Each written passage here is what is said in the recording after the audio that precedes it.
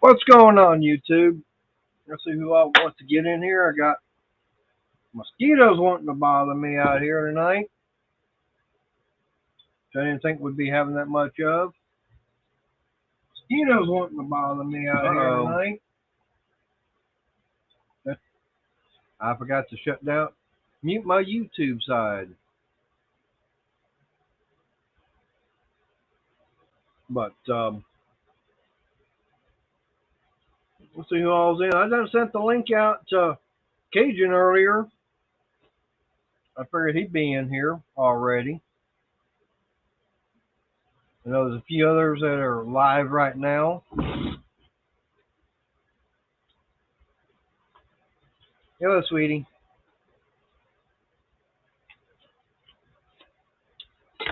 I don't know where Cajun's at. Oh. Well, we know a few people get in here.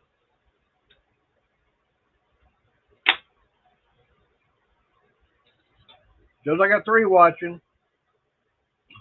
3 watching, only got 1 in the, that's wrote in the chat. Excuse me about that. Oh. That food tasted good. Talking back to me. No, it wasn't my cooking. I had, told Crystal what I was wanting. Told her about what could have and everything. It's like, okay.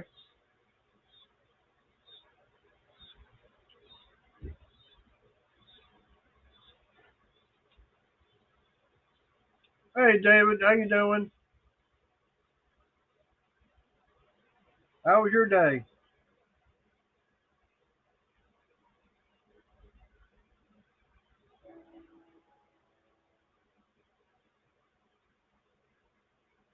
You guys know that I can't say, hey, what's going on, Gary?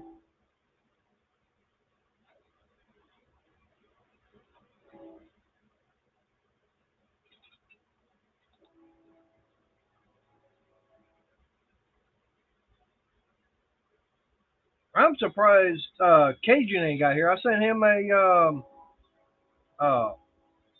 text with the link and everything, and that way he'd pop in before I went live, and ain't shut up. Maybe Missy's letting him take a nice long nap. Jerry, did you keep him up too late last night? Is that what it was? Because I know last night, oh man, I mean, right after I logged out, I rolled over, I was out.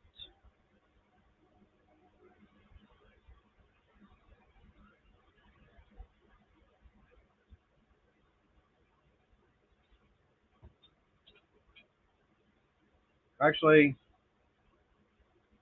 I actually fell asleep during the last part of Ed, the old tech guy. Well, I don't remember what the when they were doing the voting for best air tools, and I'll put on there, Ingersoll Rand, and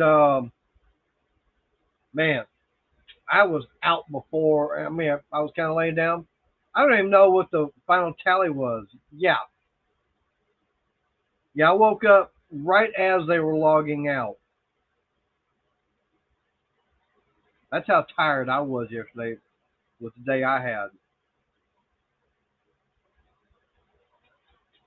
And when painters not show up, so yeah, when one of them don't show up, it means I'm painting. And oh man, I had to do about 10 carts of screws and everything. Between about 2 o'clock, 6 o'clock. So about 4 hours. I got about 10 carts painted. So 4 hour time, yeah. I was hustling trying to get all that stuff done. What's up, Mike Hodge?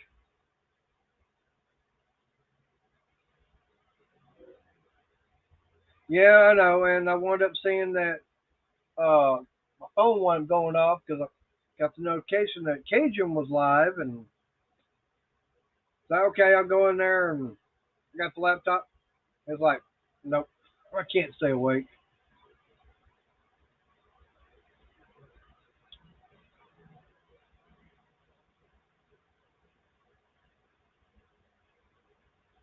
So Gary, how long did you keep caging up last night after I left? So dude, keep going till about 3 o'clock in the morning.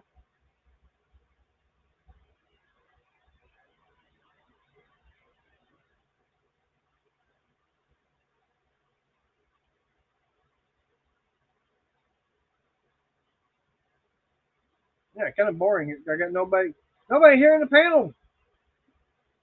And nobody wants to be there with me. All right, that's fine.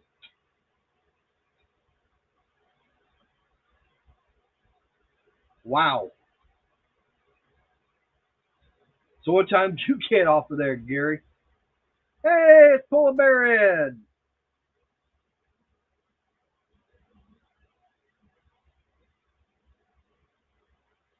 Wow.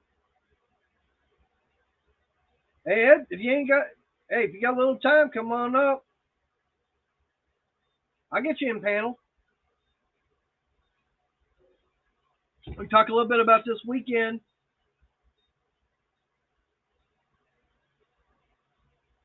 I know it's not quite your bedtime yet.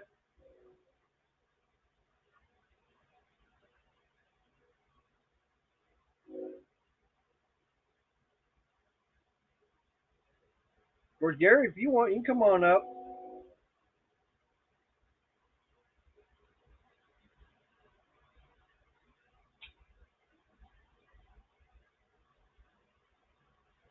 I got a dead gum flea wanting to bother me.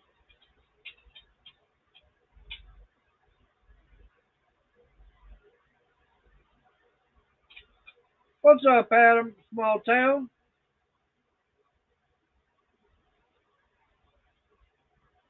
You're still packing. Damn, I figured you already had all that done by now.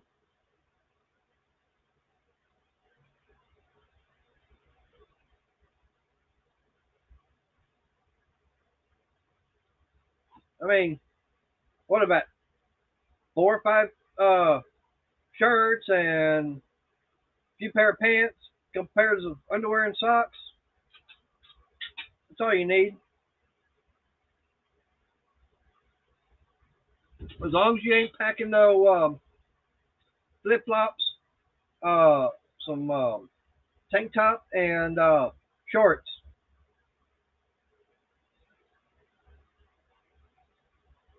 I don't know if we want to can handle seeing all that.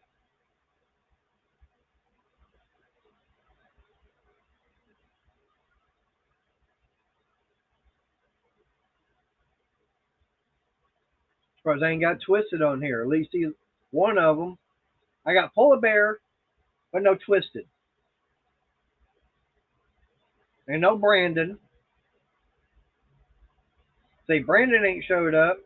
Or no Ed, the old tech guy. No Money Maniac. Go send him a text.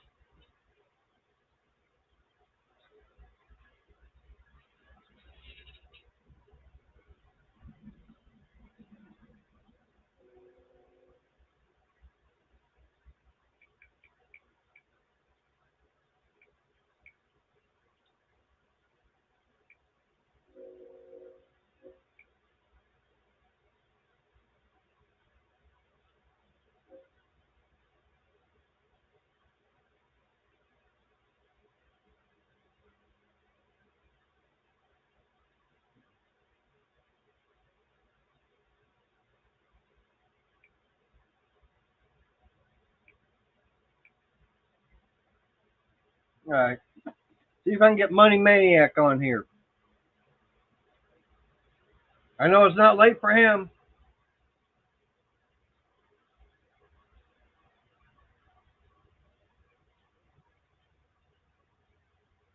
Yeah, that's something that we're still trying to figure out what's going to happen all Saturday. Oh man. Oh no, I don't need that.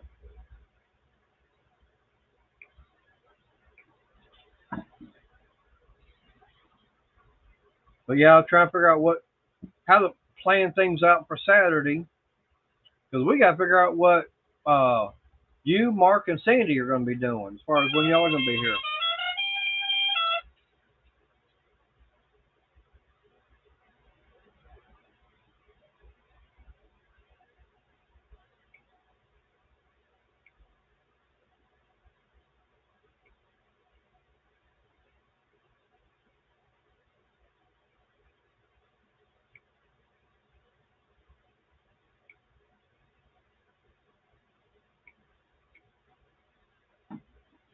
All right.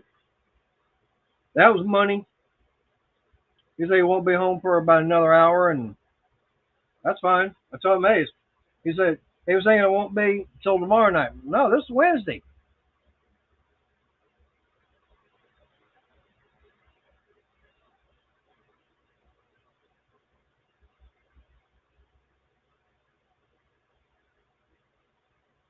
He said, hey, went on my Wednesday night live.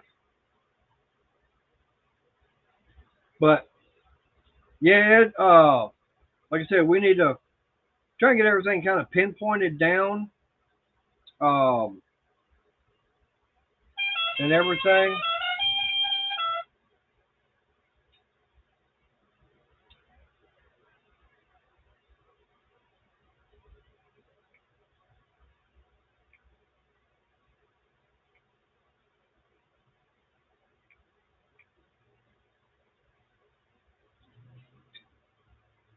Ah, no problem, madam.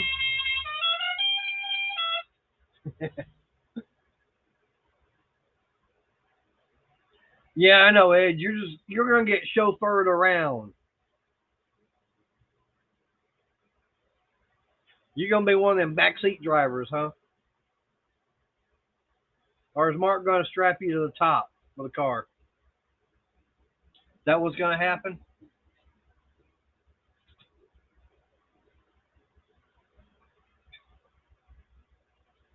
What's up, Wayne? How you doing tonight? Me? Eh, not as tired as I was last night. Oh God, fell asleep. Basically during one stream, during Ed the old tech guy, and I couldn't stay awake for Cajun stream afterwards.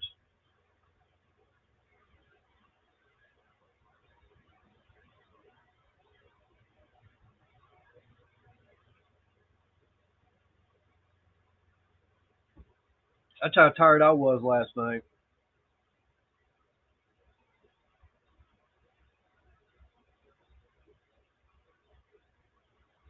Yeah, 'cause like I said, Ed, like I said, Chris and I, we're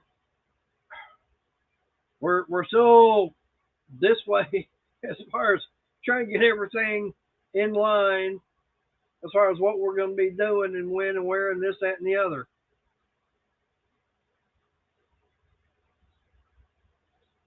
Because for me, following weekend, I got the event going on with the church. So, and the only thing is with that, that's normally our um, monthly club meeting date. Well, we're moving it up ahead one week, and we happen to have one of our members that's out of town. Uh-oh. Wayne, you shouldn't have said that because I can guarantee you that Mark's going to want to know about that. But yeah, he lives down a little bit south of Bocce, which surprised Bocce's not in here unless she's sitting there lurking, just listening like she has before. But anyways, he's coming up this way Saturday after he gets off work. He said he'll be in the Temple area probably about 5:15, and he's looking for someone to basically ride with him back this way. Got one of the other guys wanting to do that already. Was like, yeah, but I need to do that too. So that's why I'm going, oh boy, that throws a wrench in the works.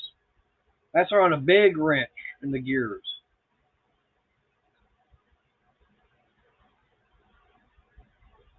So I don't know.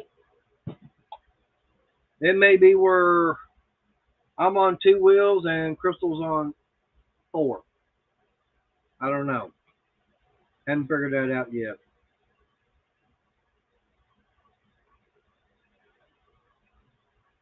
Like I said, I'm not sure about that.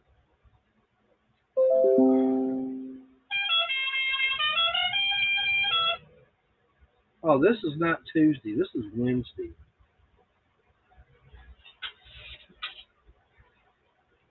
You getting a notification on that?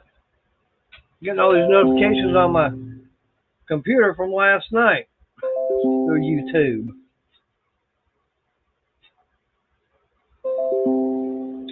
Yeah.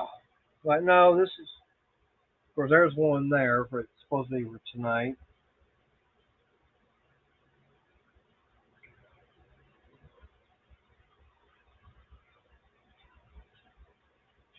What's up, 710?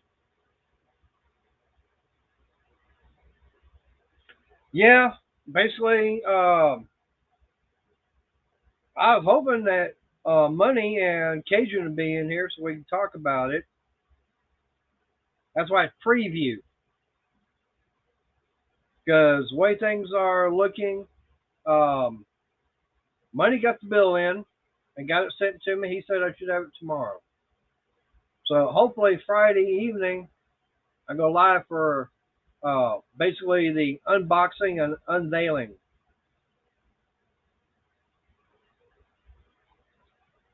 That's what the plan is. Can't do it Saturday because we got a whole bunch of stuff going on.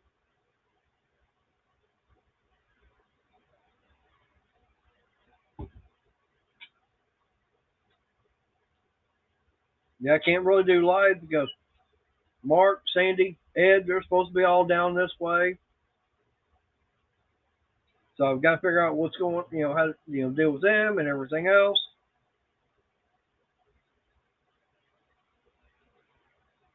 I still got nobody. Nobody is in the basement yet.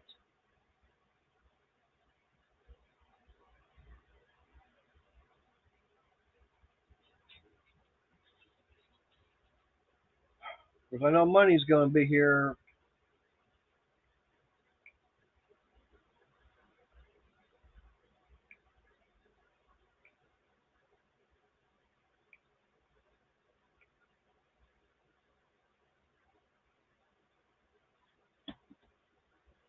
And everything. Hey, 710, are you able to come in on panel?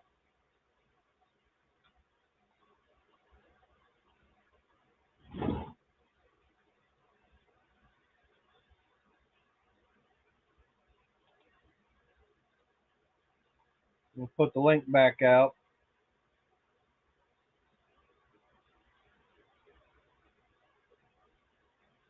Yeah, I've got a question for you. If you're able to come up on panel, there it is.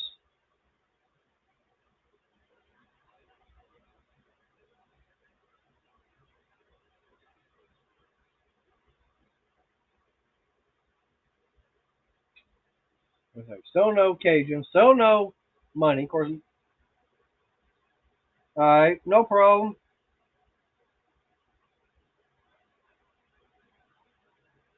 Yeah, I just had a question for you about one of the games that was going on that we had about what about a month and a half ago on one of the rig games. Um,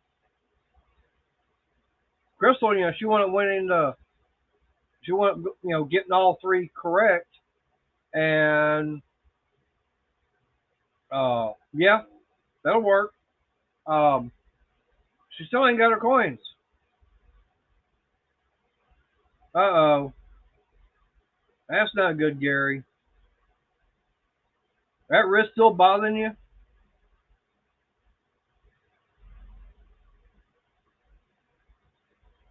I'll say that ain't good.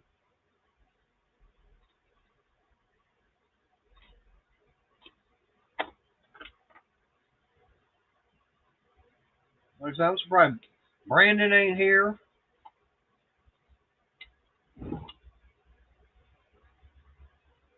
I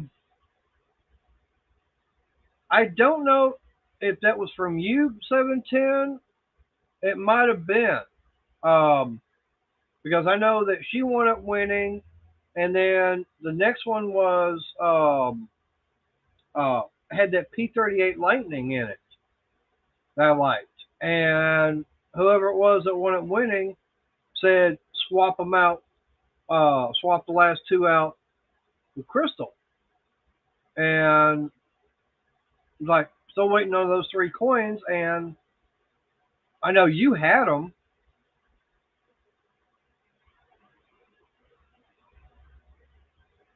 Ooh, that's not good, Gary. Man, hope you get to feeling better soon. Hope it, man. Yeah, I know what that's like. I've had that before.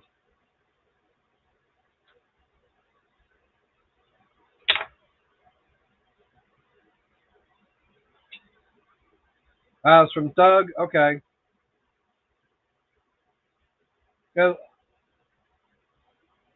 Yeah. Like I said, that was something that. Okay.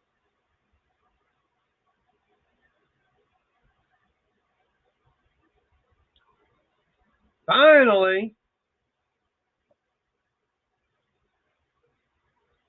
Oh, he's having a hard time. I was wondering if Missy was ever going to wake you up.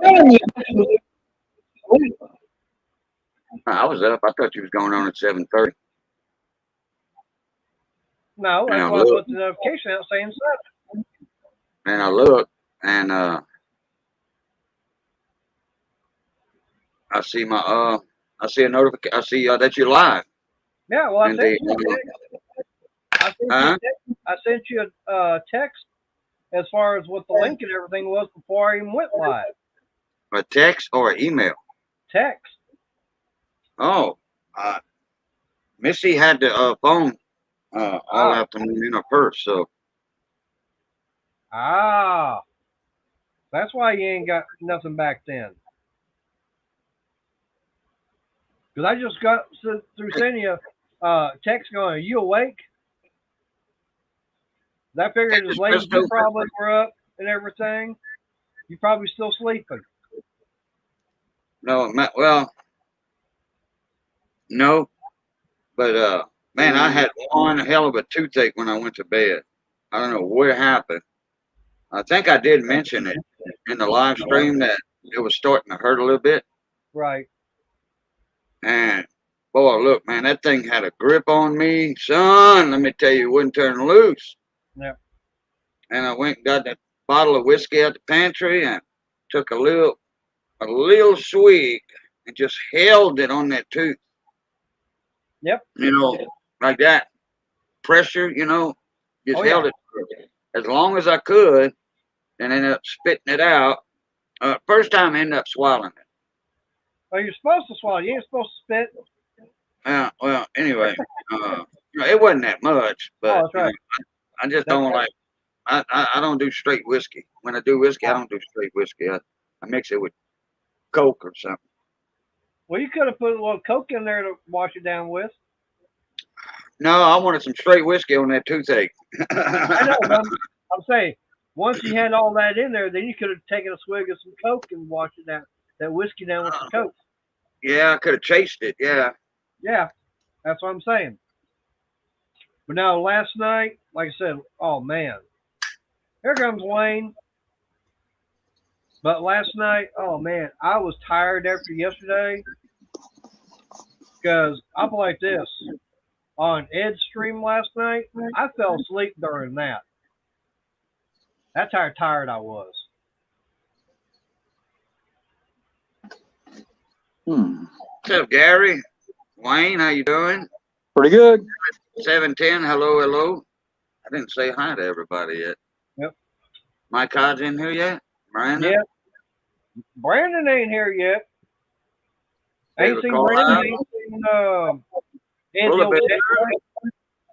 Yep. Brother Ed's here.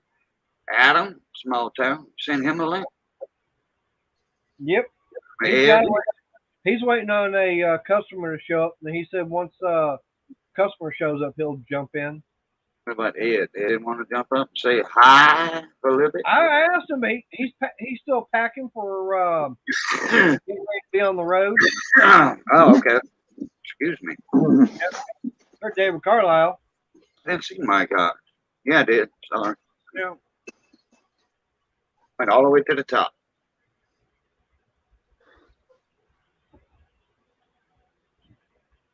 Brandon finally shows up. I start talking bad about him before he does.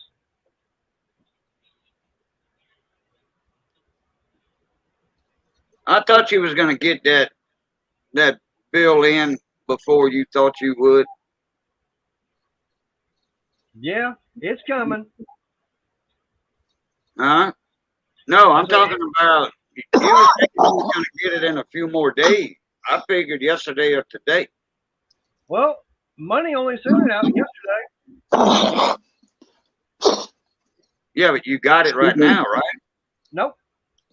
Oh, I thought you had it. No. You thought you was gonna reveal it. No. What was the title on tonight's live stream? Grading. Preview of grading. Right, preview. Which means that comes before the viewing. Oh. I thought this was the viewing of it. No, it's previewing. Okay. That's what I'm saying. It's because I ain't got it yet. I'm just gonna be talking about it tonight. Okay. Yeah. Yeah, I thought you had it in your hand and you were gonna show the Oh no. the grade off. Nope. I said I'll be doing that when, like I said, for something like that, the title will be PCGS boxing unboxing grade. Yeah, there you go. Yeah. And like I sent you that text going, Money said I should have it Thursday, so I'll probably be doing the live reveal Friday. What's that, Brandon? What you up to? He's still working on that Argo. Oh, okay. Argo. Oh, the Kawasaki or no, the other thing, the 8-wheeler. Yeah. Okay. The Kunas Morse buggy. Yep. That's what it is. That's what we use down here, though. Argos. Yep. Yeah. They different name though, I think. Yeah. Bigger tires, all that. Yep. So Wayne, you say you found a one of those color. I found a 14 horse. I found a 14 horse. I got a lead on one that is a 16 horse. I do not know. The 14 seems to be in good condition. Has been running in years. You know, put it this way, all the parts are there. Okay.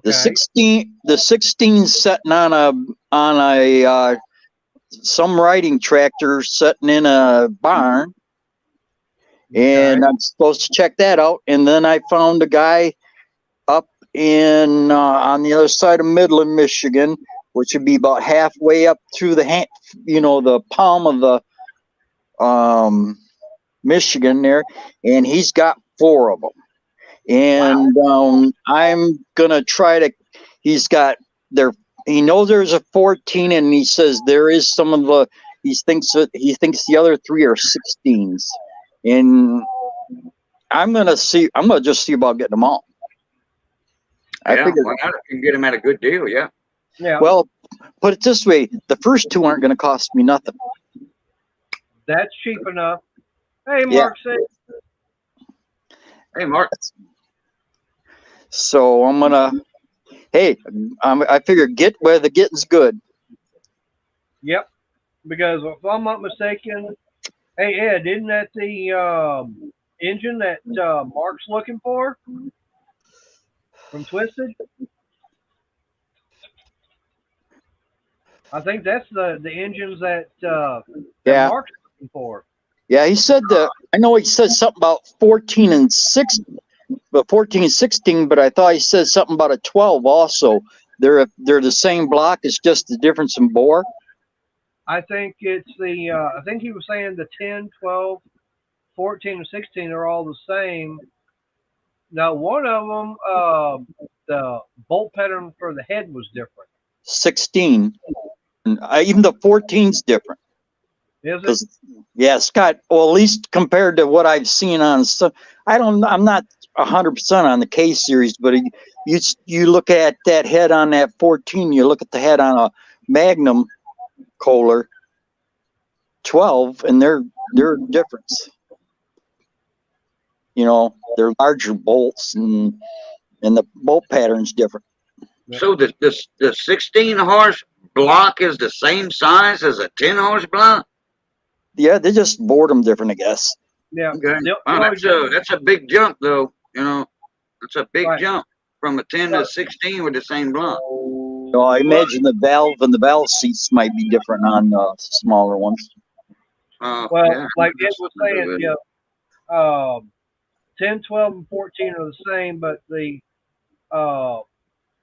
16, I think, Ed, you might want, you know, I might be wrong, I might be right, but I think the 16, the head bolt pattern is different. I think that's what, if I'm not mistaken, I remember them saying was different. Oh, Ed said the 16 is a bigger block. Okay. I was wondering about that now because that's a mighty big jump. What's up, Stephen Doolittle? But I figure I'll get what I can get.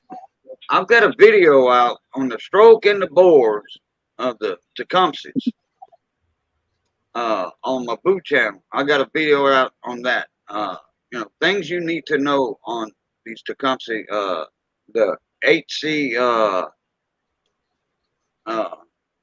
50, I think, and HC 60 series. People were on the forum, and so I just wrote down all the specs, you know, made notes of it, put that in the video. And I think I had a link in there somewhere too. I'm just trying to move on these things fast because I don't want them walking around talking and saying, well, you know, talking to their buddies and say, well, what do you think those are worth? Or you know, if I can get them for what I'm getting them for, I don't want them, you know, because I'm not volunteering any information when I go looking for them.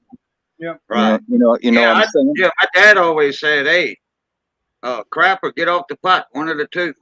Snooze, you lose."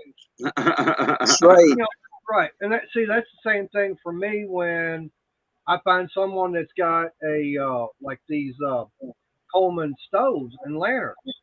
Yeah. You know, I know the fact is that, you know, there's hundreds of thousands of them out there.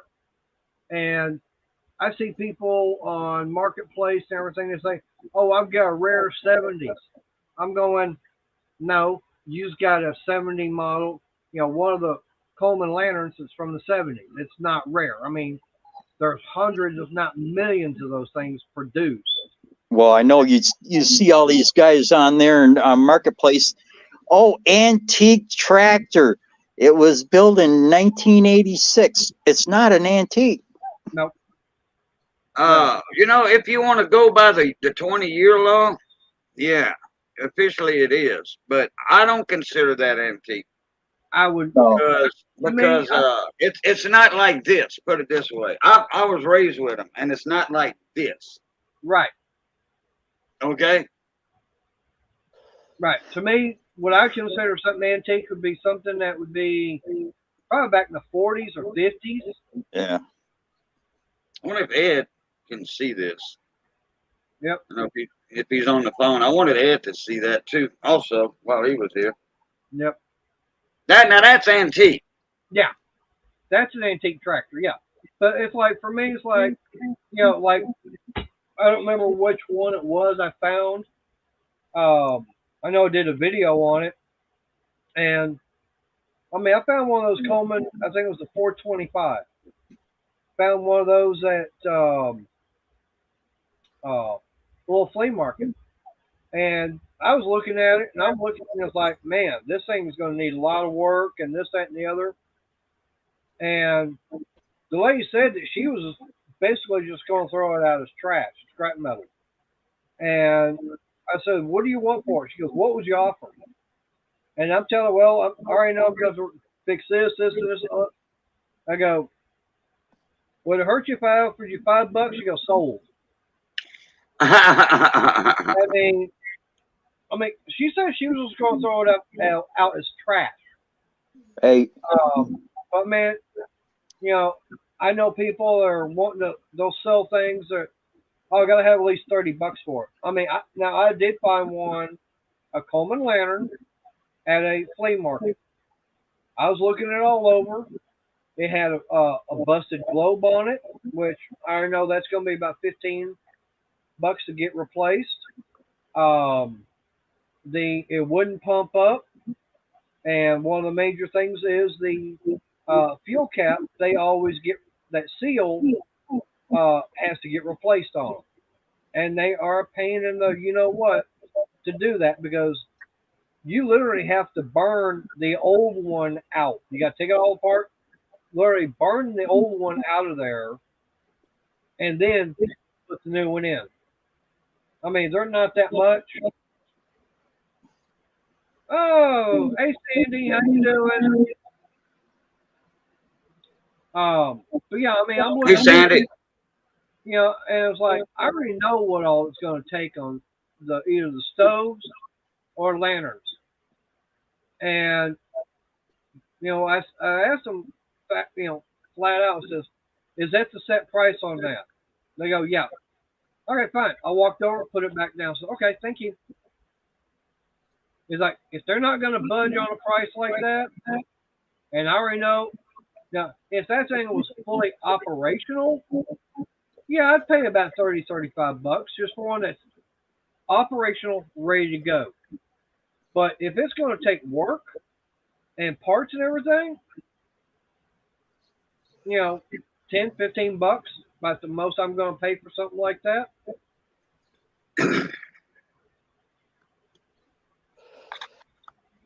So Wayne, what are you going to do with once you get all them colored K's? What are you going to do with them? well, I got some. I got to find a way to get a couple of them to Ohio.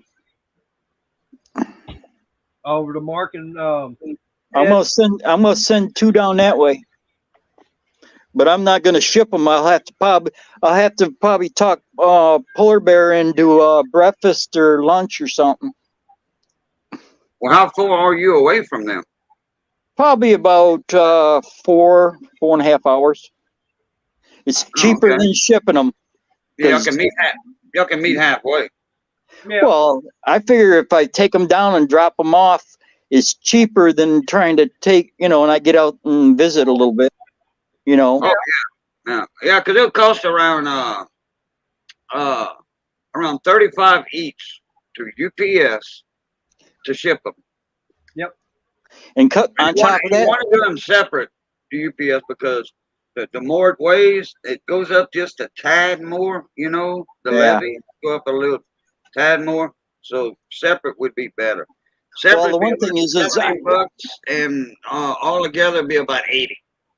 Yep. Well, see, the thing is I don't want to take the chance on anything being damaged. I mean, they're looking for the block, but if they're complete motors, Oh yeah, parts.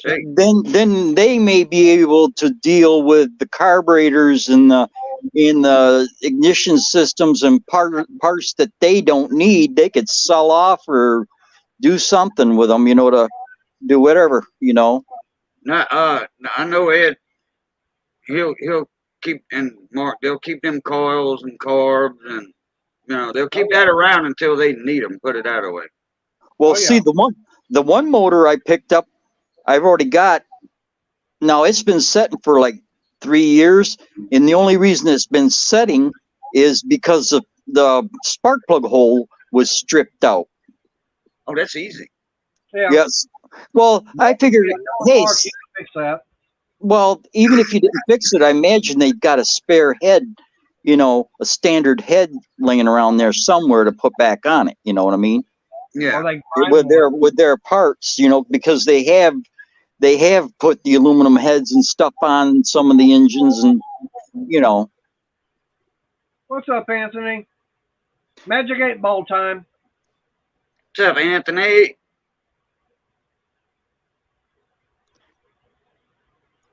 Sandy, she found, or Wayne wound up finding some color Ks. Probably some 14s, and you said what? A couple of them are 16 horse. I think 3 of them are. I figure I should have 5 of them. I'm hoping before November. But No, you that's don't know next how many month. of them are going to be 16 horse, right? I know 2. I know there's 2 14s already, and the 3 16s. As far as I know, are in pretty good shape and everything else. And I'll try. And I'm trying to get them as original. I'm not letting the guy I know that I'm getting them from. I'm not letting them know what the reasons or anything behind it. Right. He's trying to clean out a building, and I'm trying to make to get motors. And you're trying to donate them for a good cause. Right. Yeah. Like I said, I know for a fact that, Mark, Sandy, and Ed, they'd be going, oh, yeah, we'll make the trip. Right. Well, see, and it's just like, I'm not looking for profit, that's not the idea. If I can help somebody out, I'll do it, Oh, yeah. But that's what we're supposed to be doing. Anyway. To me, that's the Christian way of doing things. You're supposed to try to help someone out when they're in need. Now the one tractor, one of the tractors is a Cub. So that might go. So he has a tractor with a motor also? Every one of these have a tractor with them. Oh, they need to come over there with trailers then. Yeah. No, I would come. What I do is I just load them. The one is a wheel horse, but it's a big hydrostat, and they're obsolete more or less.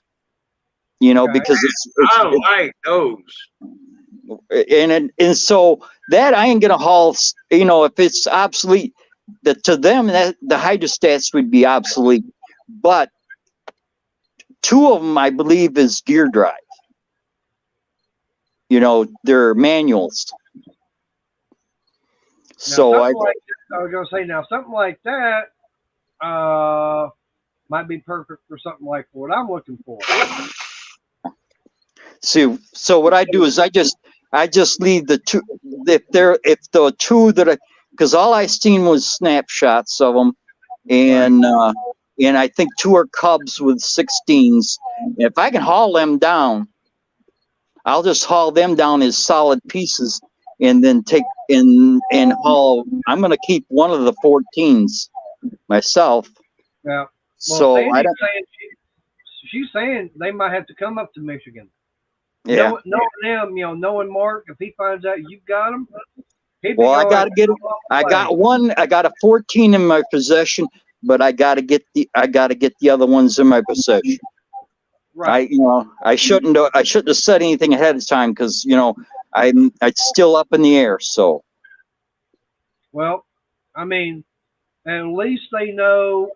Like I said, like Sandy said, they're looking for a 16 since they just got that one more air conditioned. Mm-hmm. Yeah. Yeah. Did you see the video? 6-cylinder. Single cylinder. Sorry. Yeah. Yeah. I seen the one with air conditioning. Yeah. Yeah. It's just the idea. If I can pick them up before somebody else grabs a hold of them, or right. These people are all older people, and they're not into pulling tractors or anything else. They're just more or less. The one guy is going to be moving out of state, and he's cleaning out. He's cleaning out his buildings, and getting rid of stuff before he goes to his new residence in Florida. And so that's what I'm. And the other one is a guy trying to clean out his place and make more room because he bought something else and he has to have room to put his new possessions, right? Or his new toy, I should say. Yeah. So, and that's another mini vacation for them. Yeah. Well, it's not a it's for me. It's a vacation because, you know, and on top of that, I'm going to be gone for almost 14 days coming this month, next Right. month here. At the end of this month, I should say, because I'm so busy right now. We've got property up here that will belong to her mother that is going to go up for auction. Okay. You know, because what it was is their mother and father are both deceased. My wife's mom and dad are both deceased, and their farm property is going up for auction, and we're dealing with that, and because they had more than one piece of farm property, and then on top of that, I've got a vacation we're going to be taking out of state for over 10 days this month. It just got a whole bunch. That's why I said November, you know. Right. That way this way I got everything together. And I got a brand new trailer and a brand new truck, so it don't make no difference to me. You know, I just hook them up and load them up and take my time, go down and have some fun, because I got a couple places I want to stop in Illinois. Right. I'm going there because I want to go to there's a couple Vietnamese restaurants I want to hit.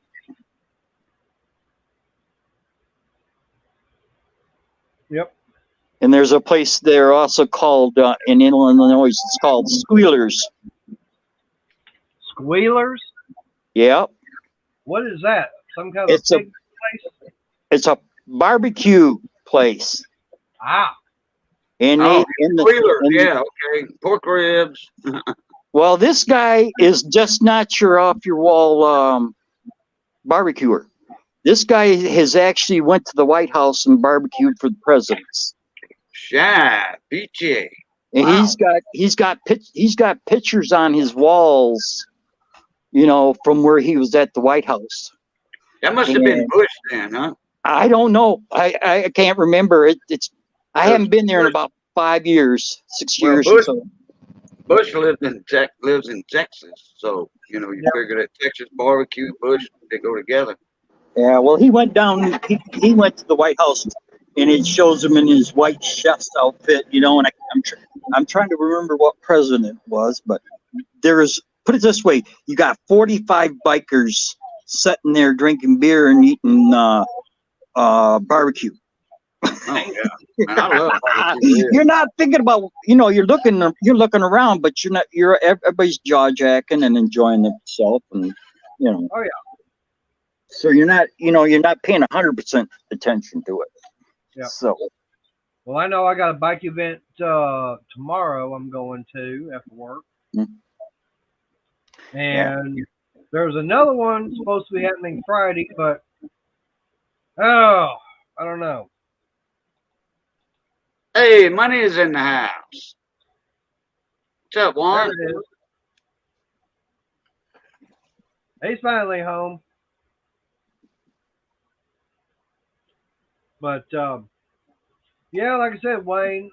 Hey, man, I appreciate you didn't have to go out of your way really, to try and find those engines. Hey, but I appreciate it because, like I said, Hey, I know for a fact that Mark and Sandy they're going to be going. Oh, thank you. Well, it's not going out of my way. It's just that I'd rather see them have them than somebody else. Yeah. You know, it's somebody that really will put, instead of being a garage trophy, you know, or somebody that, you know, will tear it apart and never put it together or never do nothing with it. Right. You know, they just sit there and they tear them apart and destroy them, you know, and then it's those projects they start and never finish, you know. Yep. Because you know for a fact that Mark, he gets his hand on one of those 16s. He'll do something with it. Yeah, I can guarantee you that Sandy's going to be right there beside him going, no, you need to do this and this also. Well, it's because I've been watching for I've been watching I've been watching Marketplace, and I've been. But what it is I've got a bunch of guys up here that aren't really. Their internet isn't their thing, but they're parts collectors, you know, and they run across these little things, and then you do them a favor, they do you a favor, and that's how I find out, you know. Oh yeah, and that's what we're supposed to be doing. Like I said, we're supposed to be helping each other out. I mean, I know for a fact that one of the members of the ministry, his wife had just passed away. Right. So I know for a fact that Sunday we're going to be passing the hat around because he had to take time off from work and everything to be with her while she was in the hospital. See, because like me, I run across these guys. I got a lot of friends I've run across through the years, but I don't say nothing about who they are or where they're at exactly because they have some of these things, but the other things they have are so valuable that I don't want to say what they have or where they're at, you know, because they're car collectors. Right.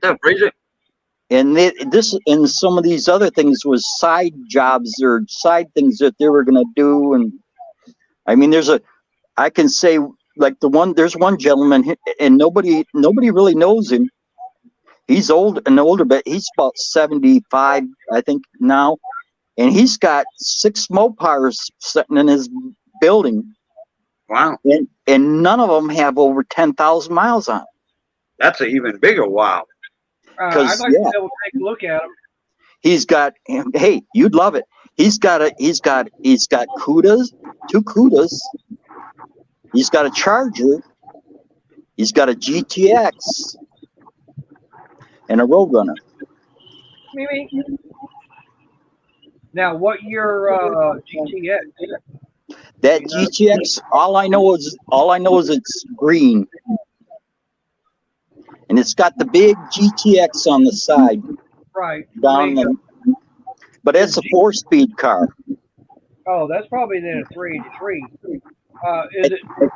I think it's a 440. Oh. I don't know. It might not be a 440. I thought it was 440. But I don't, put it this way. I wouldn't walk within 10 feet of them. I just look at the outsides of them. You know, I'd be afraid. I don't even want to get close enough to touch them. I mean, he says, hey, I'll start one up. And I said, no, you're right. You need to take some pictures of them and send them to me somehow. I can tell you what years they are. Yeah. Well, I might be able to get photos, but they'll have to be close-ups. That way the surrounding building or nothing's shown in it. That's what I got to do with them. Yeah, well, I mean, as long as I can see, like, grill, tail light, or, now, I can tell you right now, 68, that was the only year that they had round side marker lights. 69, they went to the rectangular.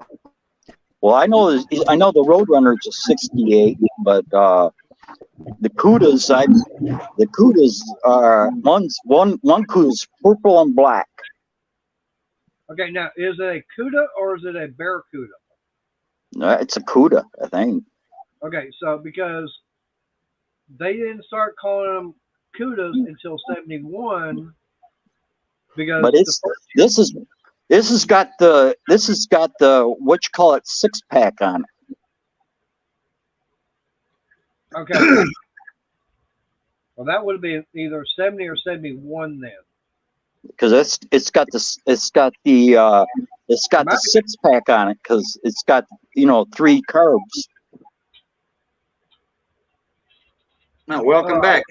It's got the 3 carbs with the big oval right. Air cleaner on it. Right. That's probably going to be now it's either if it's a 71, that would be a 340 6-pack. Yeah. All right, let's see if money He tried popping in. I know I didn't say hi to him, but let's see. Yeah. Let's see if he can stay in. You gonna be able to stay in this time, Money? No. Who knows? I don't know. Yeah, I'm out here in the damn sticks. So my internet's just all sorts of janky. What's up, Money? No, he froze. Yeah.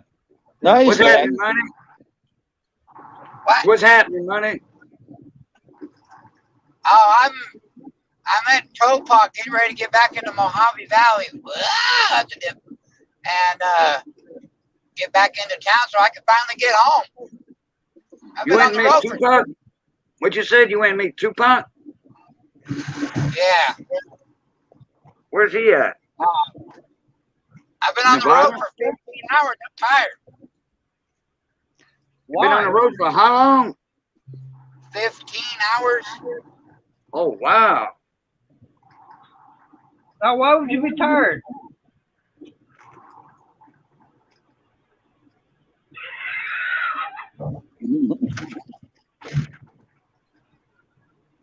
He hit a 21 hour straight drive. Well, on the way back, I think he hit that straight without napping. But on the way here, he took an hour. Yep. Hi, Huh? Ed. You have a good night. Appreciate you being here. All right, Ed. Y'all be careful on the road. I can't see the chat, so I'm not trying to be disrespectful to anybody. Here comes trouble.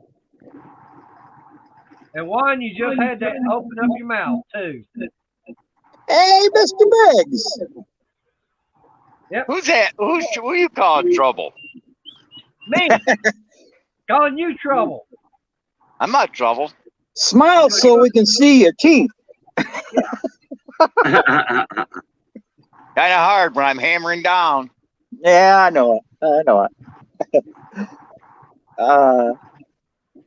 Hey there, Mr. Dodge. You want to tailgate this truck? I'll give you something to tailgate. But Wayne, We'll I was going tailgate to somebody say, else. hey, if you find someone up that way that's got Mopar parts that just want to get rid of them at a reasonable price, Okay. let me know. I wish you would have known. I wish I'd known you years ago. Why is that? I got rid of a Roadrunner for '68, I wouldn't. and I had spare parts too, a lot of them. Now I'll tell you the one car I am looking for. Mm-hmm. If I can ever find one, and it could be just a parts car, either a 70 or 71 Duster. Dusters. Yeah. Yeah, I remember those. I had the little tornado dust devil symbol on the rear end. Yep. Yeah. On the back fender. Actually, it was on the tail panel, right beside the right tail light. Yeah, right. Yeah, but on the back fender. That's not a fender. That's on the back. Well, on the back panel. Right. See, I had the '68 with the and they had the Roadrunners on each back fender. I had the big ones. Yep. And it was green. Now, I tell you, even if I could find now, what I really like to be able to find is a 70 Charger, and it can be totally ragged out. Yeah. And the main reason, it could be without a motor, transmission, interior. If I could find one that's just a shell, basically. Yeah. I'd be happy for that because I would love to be able to build one of those up as a dirt track car again. Yeah. I got right now. I'm sitting on 256 Chevy 210 posters. You can keep those. Yeah, them 56s are pretty nice. Yeah, but it's the only problem with them is it's not a Mopar. Yeah, but they can be more powered.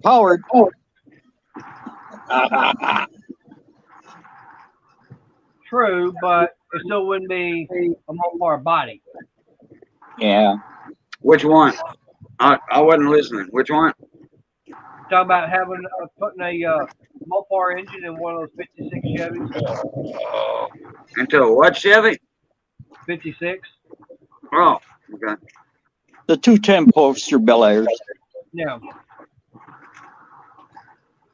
But yeah, I mean that's the only thing is but no 70 or 71 Duster. Mm-hmm. The main reason, like I said, I'd like to find one as a parts car because I've got a 71 numbers matching Duster, and I would love to be able to find extra parts and everything to get mine restored. Right. And one of the hardest things I have to find is going to be a grill. Yes, especially a straight one. Well, one is not broke because it's all plastic. See, Mater, we got guys up here that are beep beep crazy guys up here. We got a guy here. He thinks his truck's all that, but I go, here you go, check this out. Look at this Bondo buggy Dodge here. Look at this. Here's a Bondo buggy. Look at this. This is what Dodges look like up in there. Look at that, man. Bondo buggy. Look at that. Yeah, we got ourselves a Rumblebee Bondo buggy Emporium right there. Oh yeah, man. Yeah. Now, you know how many miles are on that truck? Probably not that much. Huh? Oh yeah, it's a Hemi. Yeah, 45,000 miles on it. He's already got a bad tranny and he's changed it twice. Yep. Look at this guy. Oh yeah, man. I work with all kinds of Dodge nuts. Look at this guy. Ooh man, we got ourselves a Dodge. Yeah. I don't consider that to be a Charger though, because that's a 4-door. I mean, it don't matter. It's still a damn Dodge. Yeah. But like I said, to me, the only way I'll consider that a Charger if you take off them back 2 doors. Hey, the guy's got 3 kids. You know, he's got to have 4 doors. That's why you get a minivan for. Hey, all I know is this. The 25-year-old Toyota T100. No, that's a truck. Still got its steel. Buy Jap crap. The job you say, you know what? You know, they say buy American. The job you say might be your own. I say buy Jap crap. You might get to work on time. Mm-hmm. Listen to that. Mater, I like little your kind of motor preview of things to come from PCGS. I like that. Yep. I like that. I was like, hey, why not? I said, because Cajun, he was thinking I'm going to review it, do a reveal of it. I'm going, no, that's what a preview is. It's like to be talking about it. And no, I have not said what the grade is. Yeah, I got a PCGS package at home waiting for me of my 3 banknotes that I sent off. It showed up today. I got to do a video tonight sometime. So how do you already get to see what the grade is on those? What, did I see what are on mine? Yeah. Nope. Oh. Hell, I can pretty much guess and come close to them, but I guess we'll have to wait for the video on that. Oh shit. then I gotta help put together the wife's desk. We bought a new desk. She bought her a new metal desk. I gotta help put that together tonight. you need an engineering degree to put some of those things together. Hey, at least it's not IKEA. True. Yeah. If IKEA, you need two engineers and a technician. Oh yeah. I love my internet working here, shit. See, Maynard, guess what? Dodge also builds the Freightliners. That's who builds them. Yeah. Well, yeah. There you go. There's a freight shaker. Don't they look pretty? It's only got 300,000 miles on it, blown up twice. Old Bertha over here, though, got over 4 million miles on it before it blew up. The old International Bertha over there. Yeah. Well, like I said, you can have, I don't care what make or model of vehicle, you're always going to have one or two that are going to have problems with them. It's also dependent upon maintenance on that vehicle. If you don't do scheduled maintenance, it ain't going to last. I don't care what it is. Plain and Well, that's a simple. fleet. Those are fleet vehicles, so they have their own mechanics over there, or Yeah. somebody doing a regular maintenance on them. Oh, they get maintenance all the time. But like my Toyota, that was my regular that was my daily driver for 17 years.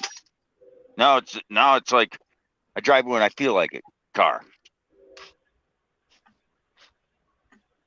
But there's over 200,000 on that truck.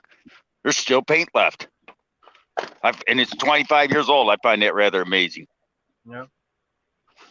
Well, like I said, it just depends, how the vehicle's taken care of, where it's I at. don't care how you take care of it. And sometimes I'm sorry. That international 90. Sometimes you can maintain them and they won't. It won't matter. That international over there is a 96. A 2006 9400i over there. It's got over 4 million miles on it. It's had the living dog shit kicked out of it. Yeah. And they beat the crap out of it. This old Freightliner, which is a Dodge Chrysler Fiat, whatever piece of crap, was babied and coddled. And it's only got 500,000 miles on it, and it's sitting there and it's going to a junkyard. It had two drivers. There's another freight shaker over there. Look at the nose all ripped off and everything. That one's blown up. That's got 300,000. Going to a junkyard. Tell my boss that. And there's a Rumblebee that I could put my fist through the side of the bed. Ain't that pretty? Yeah, well, think about where you live at, too. No, That's but it has nothing to do with the body part. Really. There's a 25-year-old T100 that's solid as a rock. And that guy washes that. That guy lives in Pennsylvania, as we like to call it. And they don't have the salt down there like we do because Pennsylvania uses sand. And that guy there, he's had it with that truck. He's changed the motor and transmission in it twice. Don't even have 100,000 on it.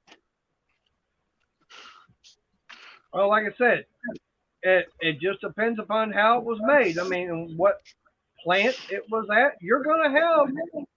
Mr. Briggs. Well, then they send all the crappy Chryslers up to my town because I'll tell you what. I'll do a video sometime. I might even do it this weekend. Hell, I might do it this week. I'll do a video walking through my junkyard. If you saw how many Dodges, rows of Dodge, I guarantee you 80% of the junkyard in my town is Chrysler. You'd understand why I don't like Dodge. Yeah. Well, Mr. like Briggs. I said, go ahead, Wayne. Hey, do they use that sand? Is that pre-wet sand? They use both. Because the pre-wet, if that's pre-wet, that's calcium chloride, and that crap's going to eat you fast, twice as fast, if not 3 times as fast as salt. It don't eat my shit because I wash my shit every single day, and I use fluid film twice a year, once in the spring and once in the fall. Yeah, but that what you call that pre-wet, they use that calcium chloride. You can put rust on a vehicle in 6 months. What's up, How you Eleanor? I don't use it at all. Because well, no, I mean the county. The county. Oh, you know, they only use that on the They use that on the highways here. They don't use it on the roads, on the local roads. Okay, because like some of these counties in Michigan use that pre-wet. It's kind of a gravelly sand, and they put that chloride in it, and that stuff will chew a vehicle up in a heartbeat. Yep. Oh yeah, but I'm not talking just rust. I'm talking mechanically. They're falling apart up here. Yeah. But I don't care what anybody says. I tell people laugh at me when I do my fluid film on my street. My neighbors all laugh at me. I go, "You're all driving cars and trucks with Bondo in them and everything else. I just drive the truck." They're like, they ask me, "What do I do?" I said, "All right, Briggs, then answer this. Why is it then that down here I find a whole bunch of Ford and Chevys in my junkyard, but very few Dodges? Answer that. And I find a whole bunch of Toyotas. Yeah, old Toyotas. No, I find a whole bunch of the new ones. Yeah, around here, they drive them things until they Toyota in a junkyard here. When you see a Toyota in a junkyard here, the thing looks like a Swiss cheese factory. Like I said, different parts of the area. I don't care. The way they're taken care of up there in the north, it might be totally different. It's different in every part of the United States and from state to state. Okay. We don't. What are you talking about? We beat the shit out of our trucks more than you'll ever think of. You ain't been to Texas, have you? Yes, I have. You haven't been to New York, have you? We got mountains up here, Mater. We got 4-wheel drive clubs. We got off-road clubs. We got mudding clubs. You guys ain't got the hills mountains like we do. Oh, you ain't been up to the hill country? I've been to the hill country. We call that that's like we call that a little puddle or a lake compared to what we got around here. Did you? Like I said, you can't find this area is going to be different.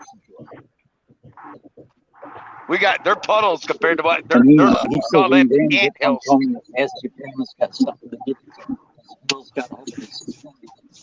Upstate New York, we call that ant hills. So I thought I'd say something to you. I was going to say something really. Sorry about that, folks. Yeah. But anyways, let's get on something different. Okay. Oh, where's that stupid trailer? But no, I mean, like money. He and I were talking and everything. And I know he's listening in on this. So's Crystal. Now I can finally freaking hear this stupid freaking phone. Jesus. But no, he won't send me that message and everything, and he told me that unfortunately he clicked on he thought the email was for his bills, and come to find out after he opened it up, nope, it was for mine. So, like I said, he and I were talking, and it's like he already knew what the grade was. And like I said, I'm not saying I know money, myself, and Crystal. Go when it's green. Oh wait, go ahead. No, go when it's red. Yeah. Like I was saying, besides PCGS, about the only one that know what the grade is on this $100 bill I've got. Don't you have to have a particular shade of green? On what, the bill? No. He was talking about the traffic light. I said that's got to be a particular shade of green. Oh. I've been there. We've all been there. You're sitting there and someone sits there at the traffic light. You're like, huh? Are you waiting for a particular shade? Yeah. But yeah, like I said, of course, money. He went up and sent me a text yesterday saying that showing me the receipt and everything, showing that how it's getting sent out by mail. And he said I should be getting it by Thursday. And it's like, okay, fine. If it comes in Thursday, with the bike event I've got going on Thursday evening, I'll see about doing a live stream on Friday. Do the reveal. Woohoo! Could you imagine something like that getting lost in the mail? That'd make you cry. It better not. He sent. I think he's getting it sent priority. Yeah, that's good. Yeah. I had a friend of mine send his granddaughter a $20 bill in the mail, and it never showed up until like 2 years later, out of the blue, right in the middle of the summertime. Her birthday's in November. All of a sudden, it shows up, and it was he said she didn't care. He said her $20 for her birthday. It worked out good. The day it was funny. He said the day it opened up, she was asking her father for ice cream money.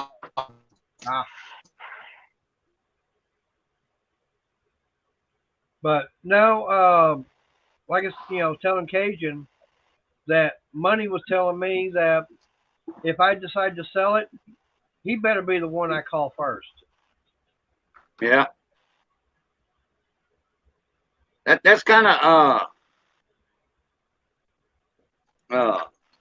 not odd, but it's funny you say that, Briggs. That somebody sent their granddaughter a $20 bill. We sent our granddaughter a $20 bill for her birthday, which is Friday. But you already got it? No, it just went out in the mail. Yeah. Hey, Money. Today. Something that was asked Cajun stream,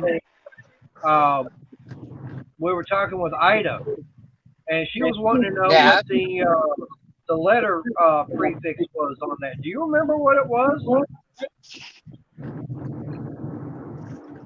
The letter prefix. What the hell are we talking about? Yeah. Remember, I heard it for the last 20 minutes. I got no clue where we're at. No, she was wanting to know what branch it came from. Now, was it a B letter before the serial number, or F, or M or A or what? I don't remember. Honestly, I don't remember. I honestly do not remember. Now, would that? I thought it was an A, but I could be wrong. might be. Yeah. Might be. Now, that was something that when she asked that question is how much of an influence on the price is that going to make on it? Because I know each, 12 branches, and each one does their own printing. So is that going to make an influence on the price on that as far as value? I don't think so. Not if it does, it won't be that much. It will, but none of that can hurt you. It can only help you, because if it is, and I was going to do this on Friday while you were live, and have the books out and everything, and if it's a low run and with a star note, then the amount that I told you just went up exponentially. Okay. If it's something with a long run, then it's not going to hurt you at all. It's still going to be what I told you to begin with. Okay. So if this is something that they only printed a couple of 100,000 back then, or even up to 1 million, they consider those a low run. When you start getting into the tens of millions, that becomes a larger run. So we just have to look into the runs. But I was going to do that on Friday while you're live unboxing, and I was going to get everything set up on my computer for all these types of questions. Okay. Like I said, that was something that, Ida had mentioned. And it's like, I don't remember. And I started going back and trying to find the receipt and everything from when I purchased it, and unfortunately, I can't find it. I might have missed it in my email, but it's like, yeah, that did bring up a little question. It's like, Because I do know that each branch, you know, they have their own serial numbers and everything, and they all, you know, they all start off with the zero, you know, the first one, and then print. So it's like, yeah, which branch did it come from? Yeah, I see so much currency. You know, when I'm at home and going through it, that letters just get mixed up in my head, so it's hard for me to pinpoint which one was which. Hey, like when there's someone new. Hey, Yeah, you gotta talking about the $100 and That's Miss Paula. How you doing, Miss Paula? Oh, did Paula hear about my? Does she know about my $100 bill? Think so.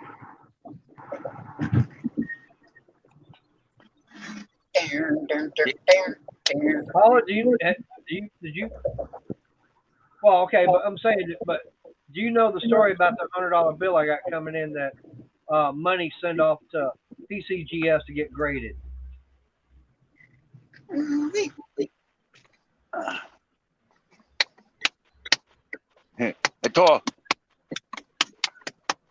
I tell people when they mail Okay. anything out like that, like $100 bill or something, they should put it in a hard envelope instead of soft. A buddy of mine didn't listen to me, and he had a collectible bill, and he sent out like just regular mail, regular envelope. Came in, it was all squished and mangled from the. Let's put it this way of how this bill is shipped. This bill is shipped straight from PCGS, so it's in a box, inside of a box, covered by a box with packing in it, and then I just removed the shipping label, put priority all over it with a new shipping label, and sent it to Mater. Oh, okay. He's going to be opening three boxes. I see people do that though. He's going to be opening 3 boxes before he even gets to the $100 bill. Once that box gets to him. Yep. Oh yeah, I laugh at people though. They'll send it without doing all that. Then they wonder why it comes all screwed up. I don't know many people that ship like that. Yeah, this thing's in a box, in a box, in a box, and packing paper and bubble wrap, everything, all over. Yeah, but the encapsulation, that's what, a hard plastic that'll be coming in. It's not necessarily a hard plastic; it's a harder plastic, but you can still bend it per se. It's a little bit thicker to where, but it's not in like a snap lock case where it's solid. I don't know why they do that. I wish they would put currency in a little bit harder of a case. That is my only downfall with grading notes, but I wish they put them in something a little bit harder. But they chose their way of doing it, PMG and all the rest of them, because this is just what, you know, the community decided on, or what have you, the coin dealers or grading companies decided on to use. Right. That's just my beef with it. Because I can take a raw note and put it in a snap lock case, give it to my 4-year-old, and he can't bend it. He can play with it all day long. It's going to be fine. I give him something that's graded. Well, he has potential of ruining it. Now, I did that. It's just me. I understand that. I understand the reasoning is one of the theories is paper is bendable and foldable, so the holders should be as well. Versus a coin can, so the holders is a lot thicker, where you can't do anything with them. I understand that theory. I don't know if that's exactly what they went on, but that's one of the theories out there of why they grade the way they grade the holders that they use. I mean, so. And Paula, no, I'm not. Unless if you get something great, obviously you're not going to give it to a kid to play with. So, you know, there's that too. But, you know, I'm gonna do a reveal as far as, you know, what it is once I do get the bill back in. Now, I will say that the only reason I know about what the grade is because Money, he sent off some bills to PCGS about the same time. And he got email from them saying about the grade and everything on it. He thought it was for his. He opened the email up thinking it's for one of his bills that he sent off. No, it was for mine. So, I mean, I'm not mad at him because, hey, it was an honest mistake, okay? So, he, like I said, I just got my bills in. I got my bills in today. I got a box to open when I get home, along with some other coins that came in today, along with the desk I still got to put together when I get there. It's Money's new desk. And so, our emails kind of corresponded right next to each other. So right. And then I knew that one was yours, so I didn't worry about opening mine. Right.